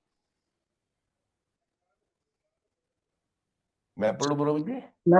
यस प्रभु, चलेगा, पढ़िए। जीवों के शरीर तथा इंद्रियों की विभिन्न अभिव्यक्तियां प्रकृति के कारण हैं। कुल मिलाकर 84 लाख भिन्न भिन्न योनियां हैं, और ये सब प्रकृतिजन्य हैं। जीव के विभिन्न इंद्रियां सुखों से ये योनियां मिलती हैं।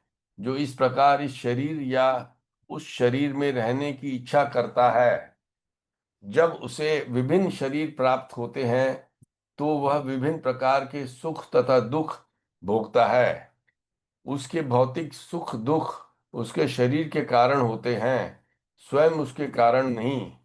उसकी मूल अवस्था में भोग में कोई संदेह नहीं रहता, अतएव वही उसकी वास्तविक स्थिति है।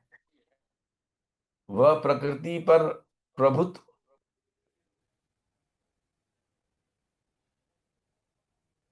वह प्रकृति पर प्रभुत्व जताने के लिए भौतिक जगत में आता है। वैकुंठ लोक में ऐसी कोई वस्तु नहीं होती। वैकुंठ लोक शुद्ध है, किंतु भौतिक जगत में प्रत्येक व्यक्ति विभिन्न प्रकार के शरीर सुखों को प्राप्त करने के लिए कठिन संघर्ष में रत रहता है। यह कहने के से बात और स्पष्ट हो जाएगी कि यह शरीर इंद्रियों का कार्य है। इंद्रियां इच्छाओं की पूर्ति का साधन है। यह शरीर तथा हेतु रूप इंद्रियां प्रकृति द्वारा प्रदत्त हैं, और जैसा कि अगले श्लोक में स्पष्ट हो जाएगा, जीव को अपनी पूर्व आकांक्षा तथा कर्म के अनुसार परिस्थितियों के वश में हो जाता है। परिस्थितियों के वश वरदान या शाप मिलता है। जीव की इच्छाओं तथा कर्मों के अनुसार प्रकृति उसे विभिन्न स्थानों में पहुंचाती है। जीव स्वयं ऐसे स्थानों में जाने तथा मिलने वाले सुख दुख का कारण होता है। एक प्रकार का शरीर प्राप्त हो जाने पर वह प्रकृति के वश में हो जाता है, क्योंकि शरीर पदार्थ होने के कारण प्रकृति के नियम अनुसार कार्य करता है। उस समय शरीर में ऐसी शक्ति नहीं कि वह उस नियम को बदल सके।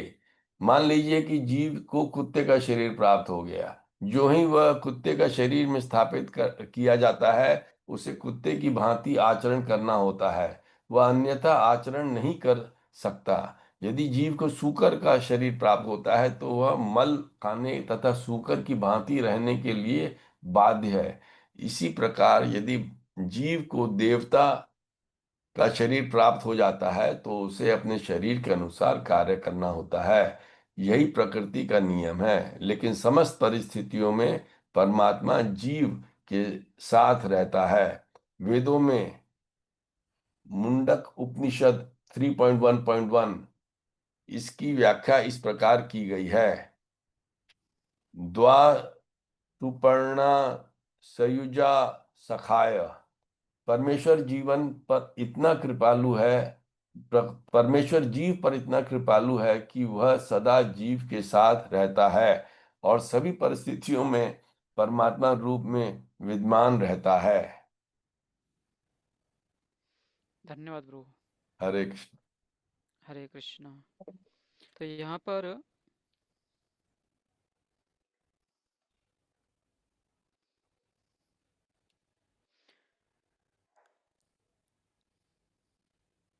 एक देखेंगे कि जब सृष्टि के पूर्व सृष्टि नहीं होती, उस समय जो भौतिक प्रकृति है और जीवात्माएं दोनों ही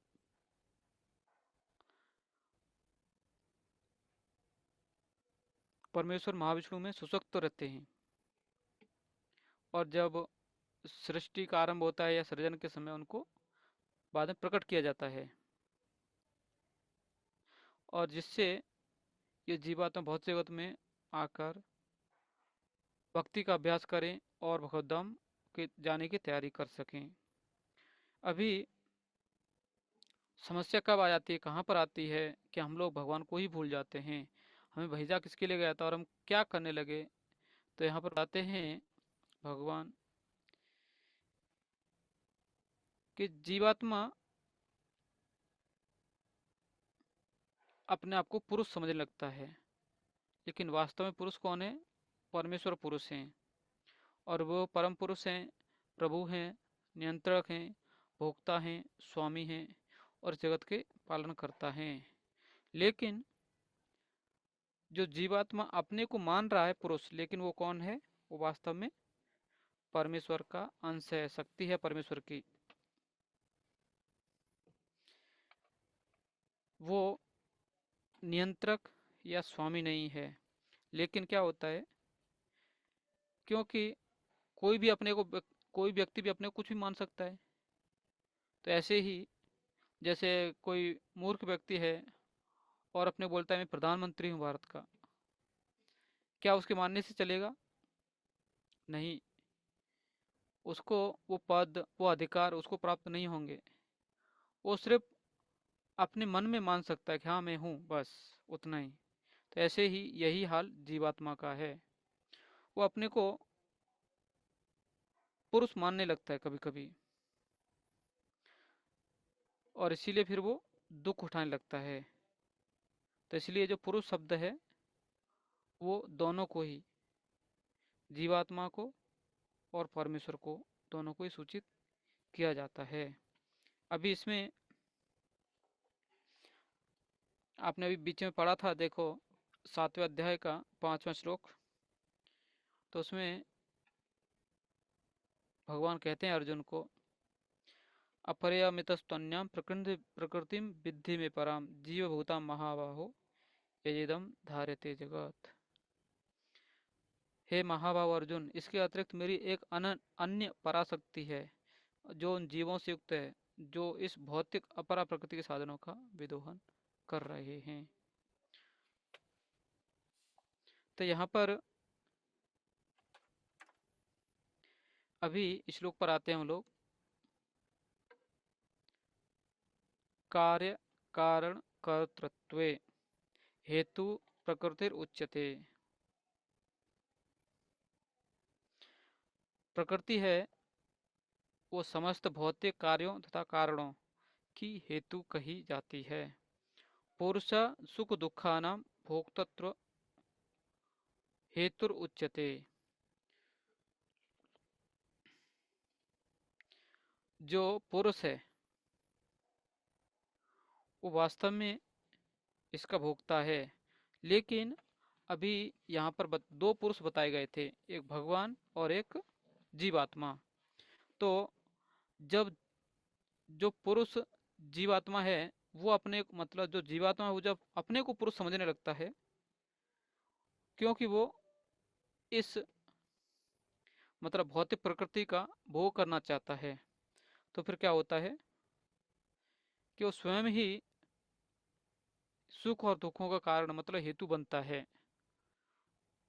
उसको प्रकृति के कारण से सुख दुख मिलते हैं, क्योंकि वो अपने को पुरुष मानने लगा है। तो अभी इसके आगे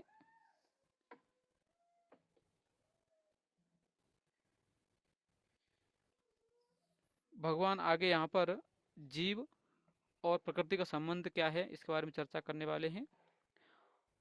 प्रकृति मतलब शरीर और उसके कार्य, सुख दुख देने वाली इंद्रियां उसके और मतलब कारण, और इंद्रियों के अधिष्ठाता देवता कर्तृ। तो इसमें बताया गया है जीव प्रकृति प्रति शरीर में अपनी गलत पहचान बनाने के कारण दुख भोगता है। तो ये हम लोग अभी 22वां श्लोक पढ़ेंगे आगे। तो आप लोग कृपया करके हमारे पीछे दोहराने का प्रयास कीजिए, क्योंकि ये संस्कृत श्लोक है, इससे हमें बार बार अगर हम लोग ये पढ़ेंगे तो हमें बोलने की आदत, या फिर बोल सकते हैं कि हम श्लोकों को बोल सकते हैं, हम लोग पाठ कर सकते हैं। ठीक है। पुरुषः प्रकृतिस्थो हि पुरुषा प्रकृति स्थायी भुङ्क्ते प्रकृतिजान् गुणान् भोंगते प्रकृति जान गुणा ज्ञान गुणा कारणं गुणसङ्गोऽस्य कारणं कारणं गुण गुण संगोच तदसद्यो निजन्मसु। तदा सदा सत्यो जन्मसु। बात कोई पढ़ सकता है?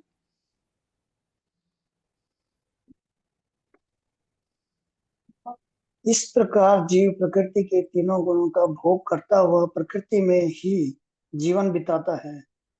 यह उस प्रकृति के साथ उसकी संगति के कारण है।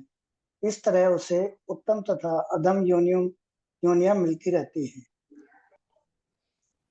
तात्पर्य कोई पढ़ सकता है दूसरा भक्त?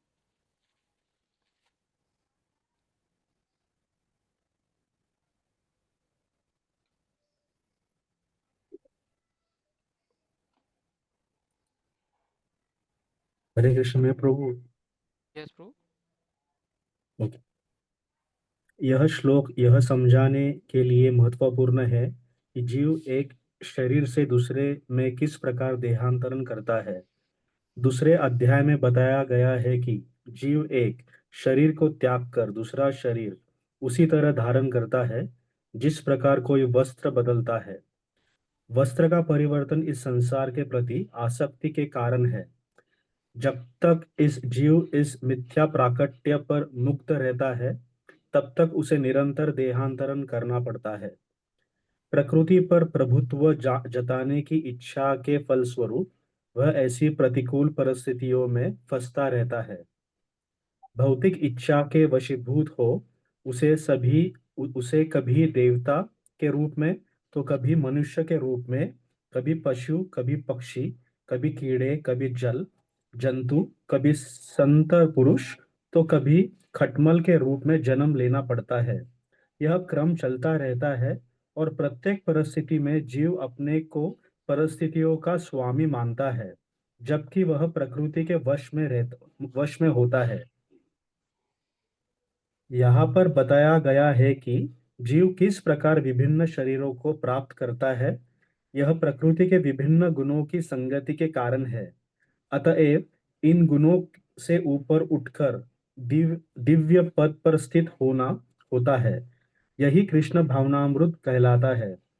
कृष्ण भावनामृत में स्थित हुए बिना भौतिक चेतना मनुष्य को एक शरीर से दूसरे में देहांतर करने के लिए बाध्य करती है, क्योंकि अनादिकाल से उसमें भौतिक आकांक्षाओं व्याप्त है।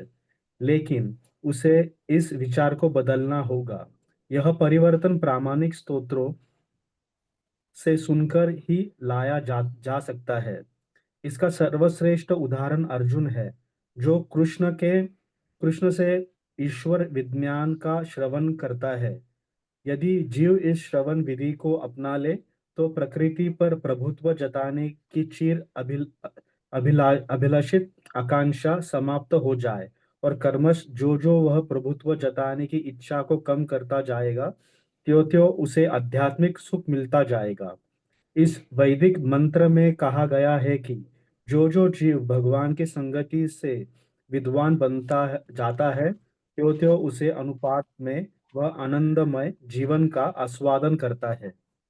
हरे कृष्ण। थैंक यू प्रभु। तो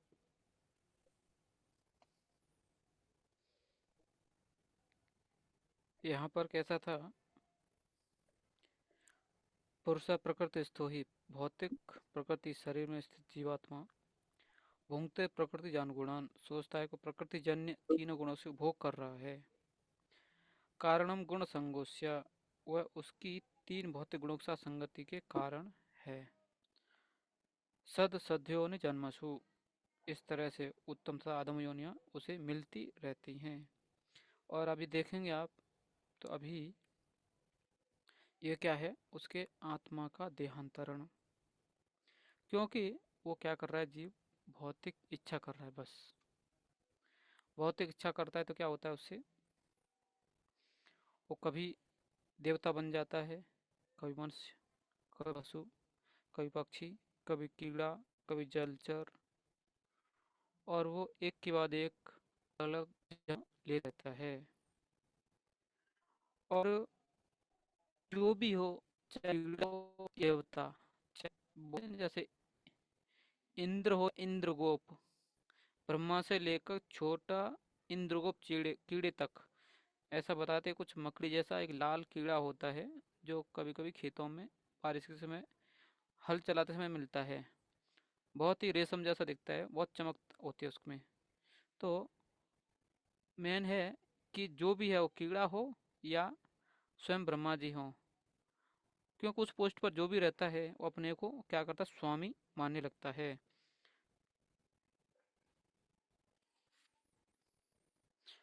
वह ये भूल जाता है कभी भी कि वो इस भौतिक प्रकृति के गुणों की बस में है। अभी देखो, कभी कभी अगर हम लोग जैसे यात्रा जाते हैं तो हम लोग अगर रिजर्वेशन टिकट है तो हम लोग कितना वो अपने को ये सोचते हैं कि हाँ मैं इस सीट का स्वामी हूँ, लेकिन कब तक है? जब तक आपका स्टेशन नहीं आ जाता तब तक। एक बार स्टेशन आ गया तो उसके बाद वही सीट पर दूसरा अधिकार जमाएगा। तो ये क्या हो जाता है, हमारे गुण, ये गुण ही है, मतलब हम गुणों के बस में हैं। और क्योंकि हम प्रकृति के साथ में आ गए हैं तो क्या होता है, क्योंकि हम जीवात्मा प्रकृति के साथ में हैं तो अपनी पहचान भी बहुत ही अलग कर लेते हैं, गलत पहचान करते हैं। और फिर हम क्या करते हैं, हमारी तुच्छ मतलब एकदम तुच्छ स्वतंत्रता, एकदम छोटी स्वतंत्रता है नाम मात्र के लिए, उसका हम दुरुपयोग करने लगते हैं। तो अभी जैसे कभी कभी आपने देखा होगा घर में भी, जैसे प्रभुपाद जी की लीलामृत में एक घटना आती है कि उनको किसी ने तो लक्ष्मी दिया था प्रभुपाद जी के बचपन में। तो बाद में वो लक्ष्मी उन्होंने अपनी माँ को दिया रखने के लिए, कुछ 2-4 रुपए होंगे उस समय के। तो उधर बताते हैं कि जब भी उनका माता और बेटे का झगड़ा होता था तो प्रभुपाद जी उनको एक बोलते, हमारे पैसा दो, वो जाएंगे कहीं तो बाहर जाएंगे, ऐसा सोच, मतलब उधर लिखा गया है। तो आप वहाँ पर विचार कर सकते हैं इस बात को। ये नॉर्मली देखा जाता है, घर में भी ऐसा कई बार बच्चों के साथ हो जाता है। कोई रिश्तेदार आता है और बच्चों को कुछ लक्ष्मी दे के जाता है और अपने माता पिता को रखने के लिए देता है, बाद में वो कुछ भी झगड़ा होता है तो उसका दुरुपयोग करता है वो, मतलब उनको बोलता है नहीं नहीं हमारा पैसा दो। लेकिन वो ये भूल जाता है कि उसका जो हर रोज का खाने खाने का, रहने का, उसका कपड़ों का, नहाने धोने का कितना खर्चा है, उसके सामने 2-4 रुपए कुछ भी नहीं है उसके लिए। तो ये जीवात्मा का हाल है कि थोड़ी सी स्वतंत्रता मिल गई तो उसका क्या करता है, दुरुपयोग करने का प्रयास करता है वो। ठीक है, हम लोग आगे पढ़ेंगे। श्लोक संख्या 23। उपदृष्टानुमन्ता च उपदेष्टा अनुमंता च भर्ता भोक्ता महेश्वरः भर्ता भोक्ता भोक्ता महेश्वर महेश्वरः परमात्मेति चाप्युक्तो परमात्मेति परमात्मा इति च प्राप्तयुक्तो युक्ता देहस्मिन् पुरुषः परः। देहे देहस्मिन् पुरुषः परः। पुरुषः परः। हाँ, कोई वक्त पढ़ सकता है अनुवाद।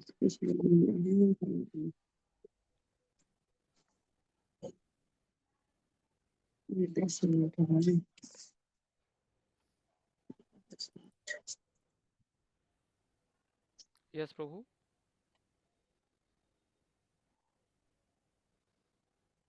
पढ़ सकते हैं कोई? तो भी इस शरीर में एक अन्य दिव्य भोक्ता है जो ईश्वर है, परम स्वामी है और साक्षी तथा अनुमति देने वाले के रूप में विद्यमान है और जो परमात्मा कहलाता है।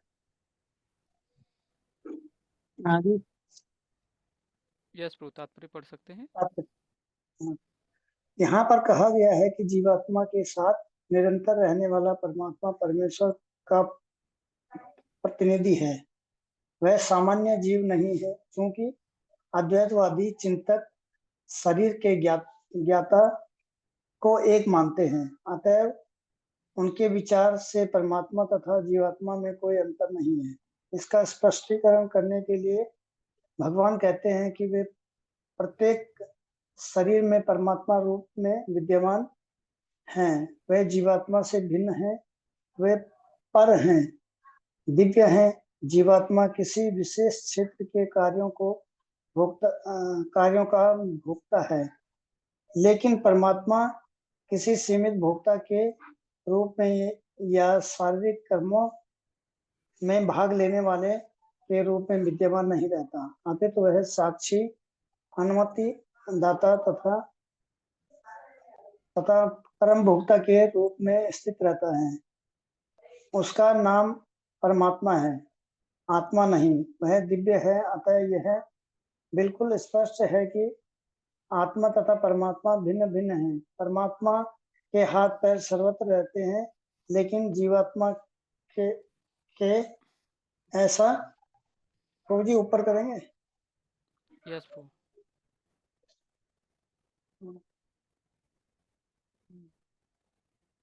किसी कहाँ पे था मैं? किसी सीमित भोक्ता के रूप में या शारीरिक कर्मों में भाग लेने वाले के रूप में विद्यमान नहीं रहता, अपितु वह साक्षी, अनुमति दाता तथा परम भोक्ता के रूप में स्थित रहता है। उसका नाम परमात्मा है, आत्मा नहीं। वह दिव्य है, अतः यह बिल्कुल स्पष्ट है कि आत्मा तथा परमात्मा भिन्न भिन्न है। परमात्मा के हाथ पैर सर्वत्र है, लेकिन जीवात्मा को ऐसा नहीं होता। चूंकि परमात्मा परमेश्वर है, अतः वह अंदर से जीव की भौतिक भोग की आकांक्षा पूर्ति की अनुमति देता है। परमात्मा की अनुमति के बिना जीवात्मा कुछ भी नहीं कर सकता। जीव भूत मुक्त है और भगवान भोक्ता या पालक है।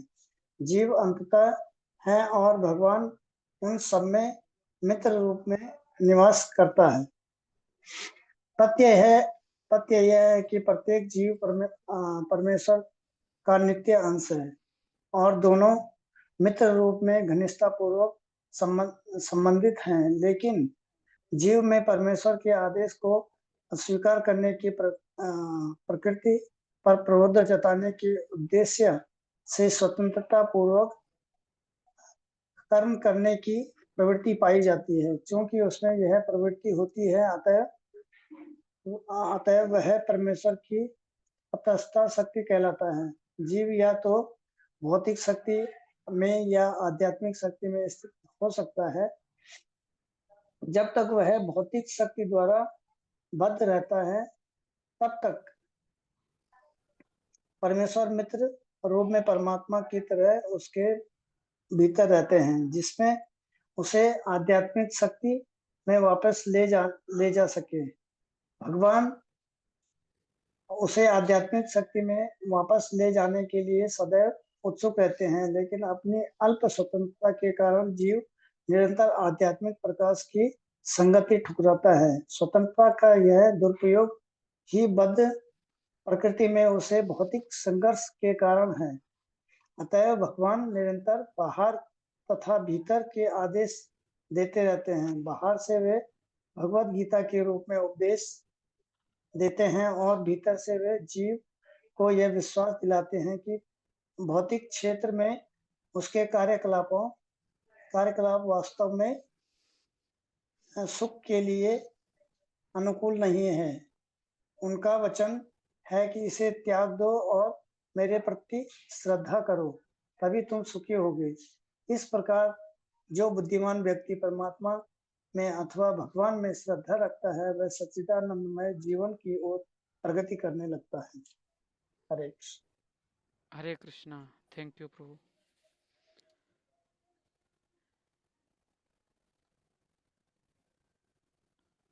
तो यहाँ पर दूसरे पुरुष मतलब वास्तविक पुरुष परमात्मा के बारे में चर्चा हुआ। इस शरीर में जैसे बताया था कि दो पुरुष हैं, मतलब एक तो जीवात्मा है जो अपने को नियंत्रण मानता है, लेकिन दूसरा वास्तविक पुरुष है जो परमात्मा है। तो उसका कार्य क्या है? वो क्या करता है? उपद्रष्टा। वो क्या साक्षी है, बस सिर्फ देखता रहता है। अनुमंता, जीव के कर्मों को अनुमति देता है, बस करना है करो। भर्ता, परम प्रभु, और भोक्ता तथा स्वामी महेश्वरः।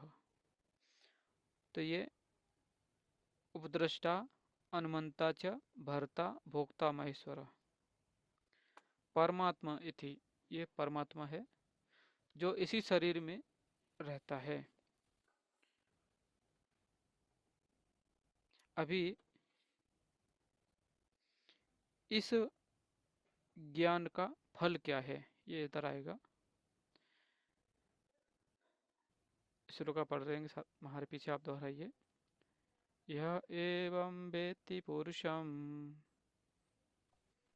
यह एवं वेत्ति पुरुषं प्रकृतिं च गुणेशः प्रकृतिं प्रकृति च च गुणेशः सर्वथा वर्तमानोऽपि सर्वथा सर्वथा वर्तमानोऽपि वर्तमानोऽपि न स भूयोऽभिजायते।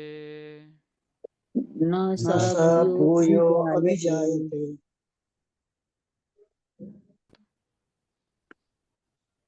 अभिजायते।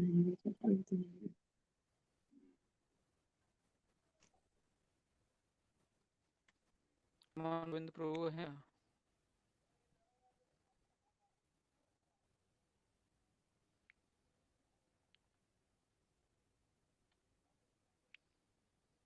अपने बकू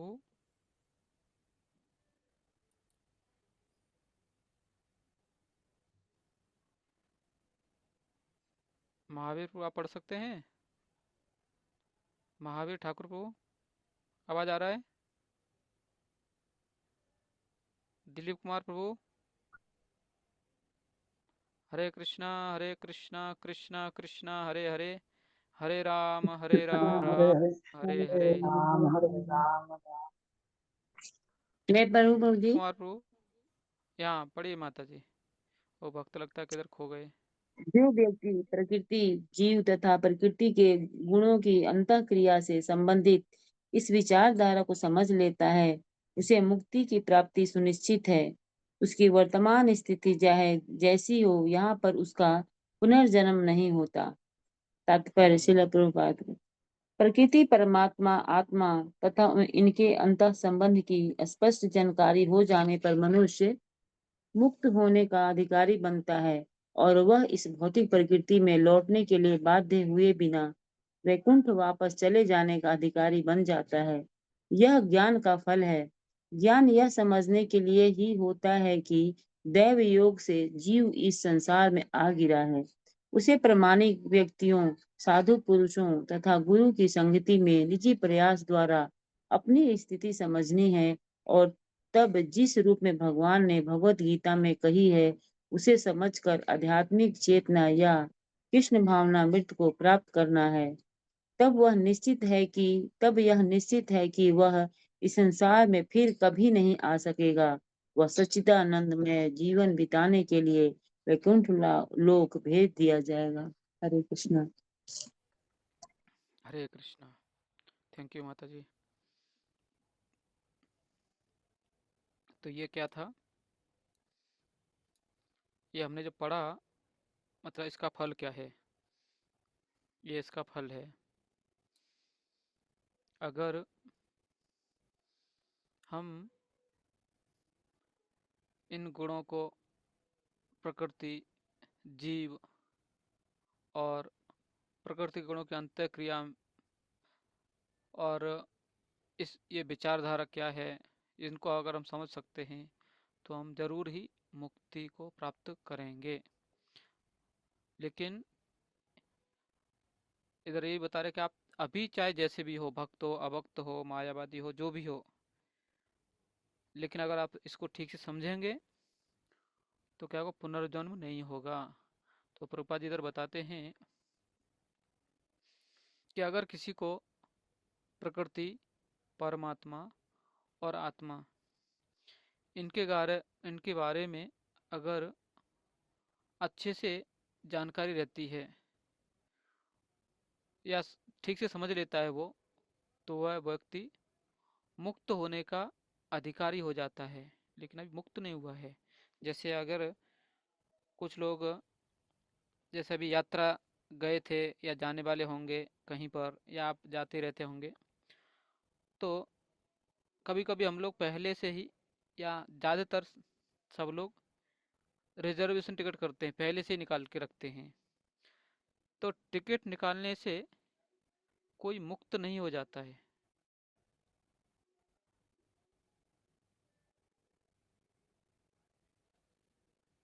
एक्चुअली क्या, इसको क्या कैसा बोल सकते हैं, टिकट निकालने से आप अपने गंतव्य स्थान जहाँ पर जाना चाहते हैं वहाँ नहीं जा सकते। पहुँच गए ऐसा नहीं बोल सकते आके, हाँ अभी हमने वृंदावन का टिकट निकाल दिया और हम वृंदावन पहुँच गए। ऐसा हो सकता है? कभी होता है ऐसा? नहीं होता है। आपको क्या करना पड़ेगा? ये सिर्फ एक तैयारी है। तो इधर प्रभुपाद जी बताते हैं कि अभी ऐसा नहीं कि हमने इस अध्याय को पढ़ लिया और ले मुक्त हो गए। नहीं, हमें क्या करना पड़ेगा? हमें भक्ति करना पड़ेगा, भक्तों के साथ में रहेंगे, क्योंकि अभी हमें जानकारी क्या हुआ है कि हम ये शरीर नहीं, हम आत्मा हैं, और प्रकृति और परमात्मा से हमारा संबंध क्या है इसके बारे में पता हुआ है। तो हमें कैसे भगवत धाम वापस आना चाहिए, प्रकृति के दोष कैसे मुक्त हो सकते हैं, और कैसे मुक्त हैं, प्रभुपाद जी बताए हैं कि अगर हम भक्ति करते रहेंगे जीवन में, तो अभी क्योंकि ये जो ज्ञान मिला है ये एक कंफर्म टिकट है, लेकिन यात्रा तो अभी आरंभ भी नहीं हुई है। लेकिन अगर हम उस ट्रेन में जाके टाइम पर जाके उस ट्रेन में बैठ जाएंगे तो एक दिन हम जहाँ गंतव्य है वहाँ पहुँचेंगे भी, ऐसे यहाँ पर प्रभुपाद जी बता रहे हैं। ठीक है, अगला 25वां श्लोक इसको हम पढ़ेंगे, फिर आप लोग दोहराना। ध्यानेनात्मनि पश्यन्ति ध्यानेन आत्मानं पश्यन्ति अन्ये सांख्येन योगेन अन्ये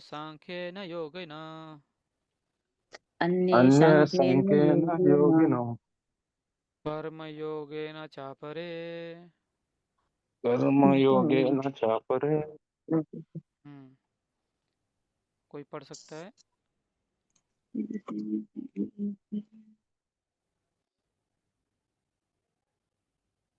कुछ लोग।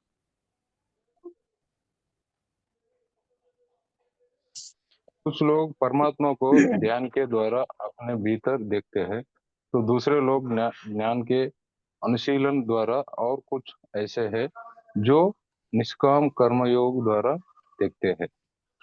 तात्पर्य पढ़ सकते हैं प्रभु?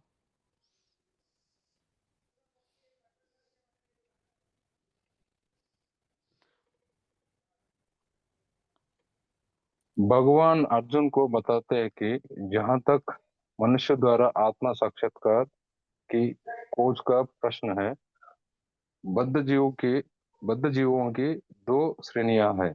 जो लोग नास्तिक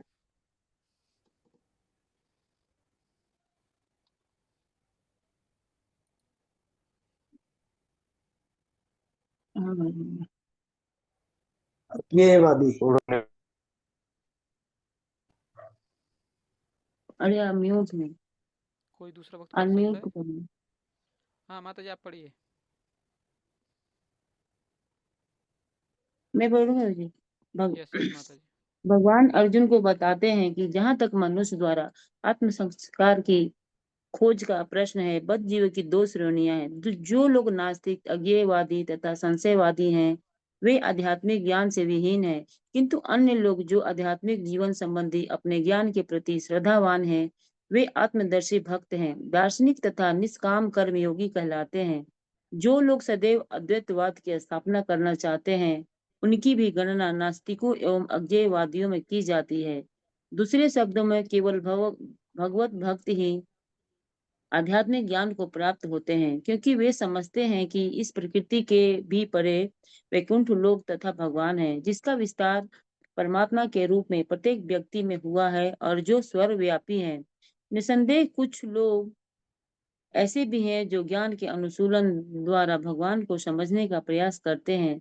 इन्हें श्रद्धावानों की श्रेणी में गिना जा सकता है।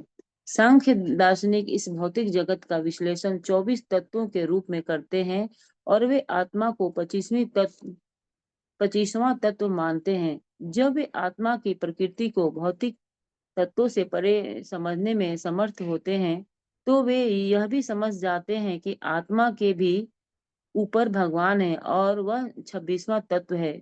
इस प्रकार वे भी क्रमशः कृष्ण भावनामृत के भक्ति के स्तर तक पहुंच जाते हैं। जो लोग निष्काम भाव से कर्म करते हैं, उनकी भी मनोवृत्ति सही होती है। उन्हें कृष्ण भावनामृत की भक्ति के पद तक बढ़ने का अवसर दिया जाता है। यहाँ पर कहा गया है कि कुछ लोग ऐसे होते हैं जिनकी चेतना शुद्ध होती है और वे ध्यान द्वारा परमात्मा को देखने का प्रयत्न करते हैं, और जब वे परमात्मा को अपने अंदर खोज लेते हैं तो वे दिव्य पद को प्राप्त होते हैं। इसी प्रकार अन्य लोग हैं जो ज्ञान के अनुशीलन द्वारा परमात्मा को जानने का प्रयास करते हैं। कुछ ऐसे भी हैं जो हठ योग द्वारा अपने बालकों जैसे क्रियाकलापों द्वारा भगवान को प्रसन्न करने का प्रयास करते हैं। हरे कृष्ण। हरे कृष्ण माता जी। तो यहाँ पर जो 25वां है उसमें मतलब कुछ अलग विधियां भी हैं जिससे लोग मुक्त होने का प्रयास करते हैं, उसके बारे में बताया गया है। जैसे कुछ लोग ध्यान योग के परमात्मा पर ध्यान करते हैं, अष्टांग योग जिसे बोलते हैं हम लोग। दूसरे लोग उसे मतलब सांख्य योग अथवा ज्ञान योग का सिर्फ जानने मतलब भगवान परमात्मा को जानने का प्रयास करते हैं, और कुछ लोग निष्काम कर्म योग द्वारा। ठीक है, तो अभी टाइम तो हो चुका है, टाइम एक्चुअली बढ़ ही गया, ज़्यादा ही हो गया, क्षमा कीजिए। हरे कृष्णा कृष्णा कृष्णा हरे हरे, हरे राम हरे राम राम हरे राम राम राम हरे। श्लोक है वो हम लोग उसके आगे का अगले उसको पढ़ेंगे। ठीक है, वैकुंठ यस प्रभु, वैकुंठ सेवक प्रभु। यस प्रभु। तो अभी तो रेगुलर क्लास होगा ना अगले वीक से? हाँ प्रभु रेगुलर होगा अभी। यस प्रभु जी। ठीक है प्रभु, जस्ट 10 मिनट पहले में थोड़ा रिमाइंडर दे देना, अगले वीक भी अच्छा हो जाएगा। हाँ प्रभु चलेगा, मैं वैसे करते जाऊंगा। यस चलेगा, ठीक है। यस प्रभु जी। ठीक है, किसी का कुछ थैंक यू प्रश्न प्रभु। वगैरह है तो पूछना है किसी को?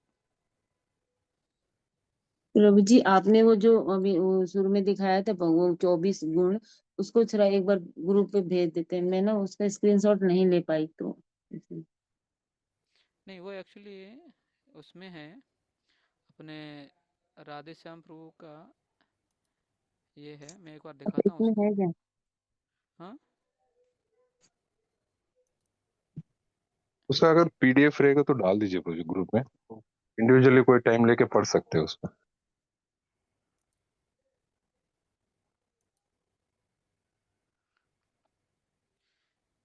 ठीक है, इसको देखते हैं कैसे भेज सकते हैं। ठीक है प्रभु जी। हाँ, अगर हो ठीक सके है। तो। यस प्रभु जी, ट्राई करेंगे इसको। हरे कृष्णा दंड प्रभु जी। हरे कृष्ण। कृष्ण हरे धन्यवाद। कृष्णा। हरे कृष्णा प्रभु जी, धन्यवाद, प्रणाम।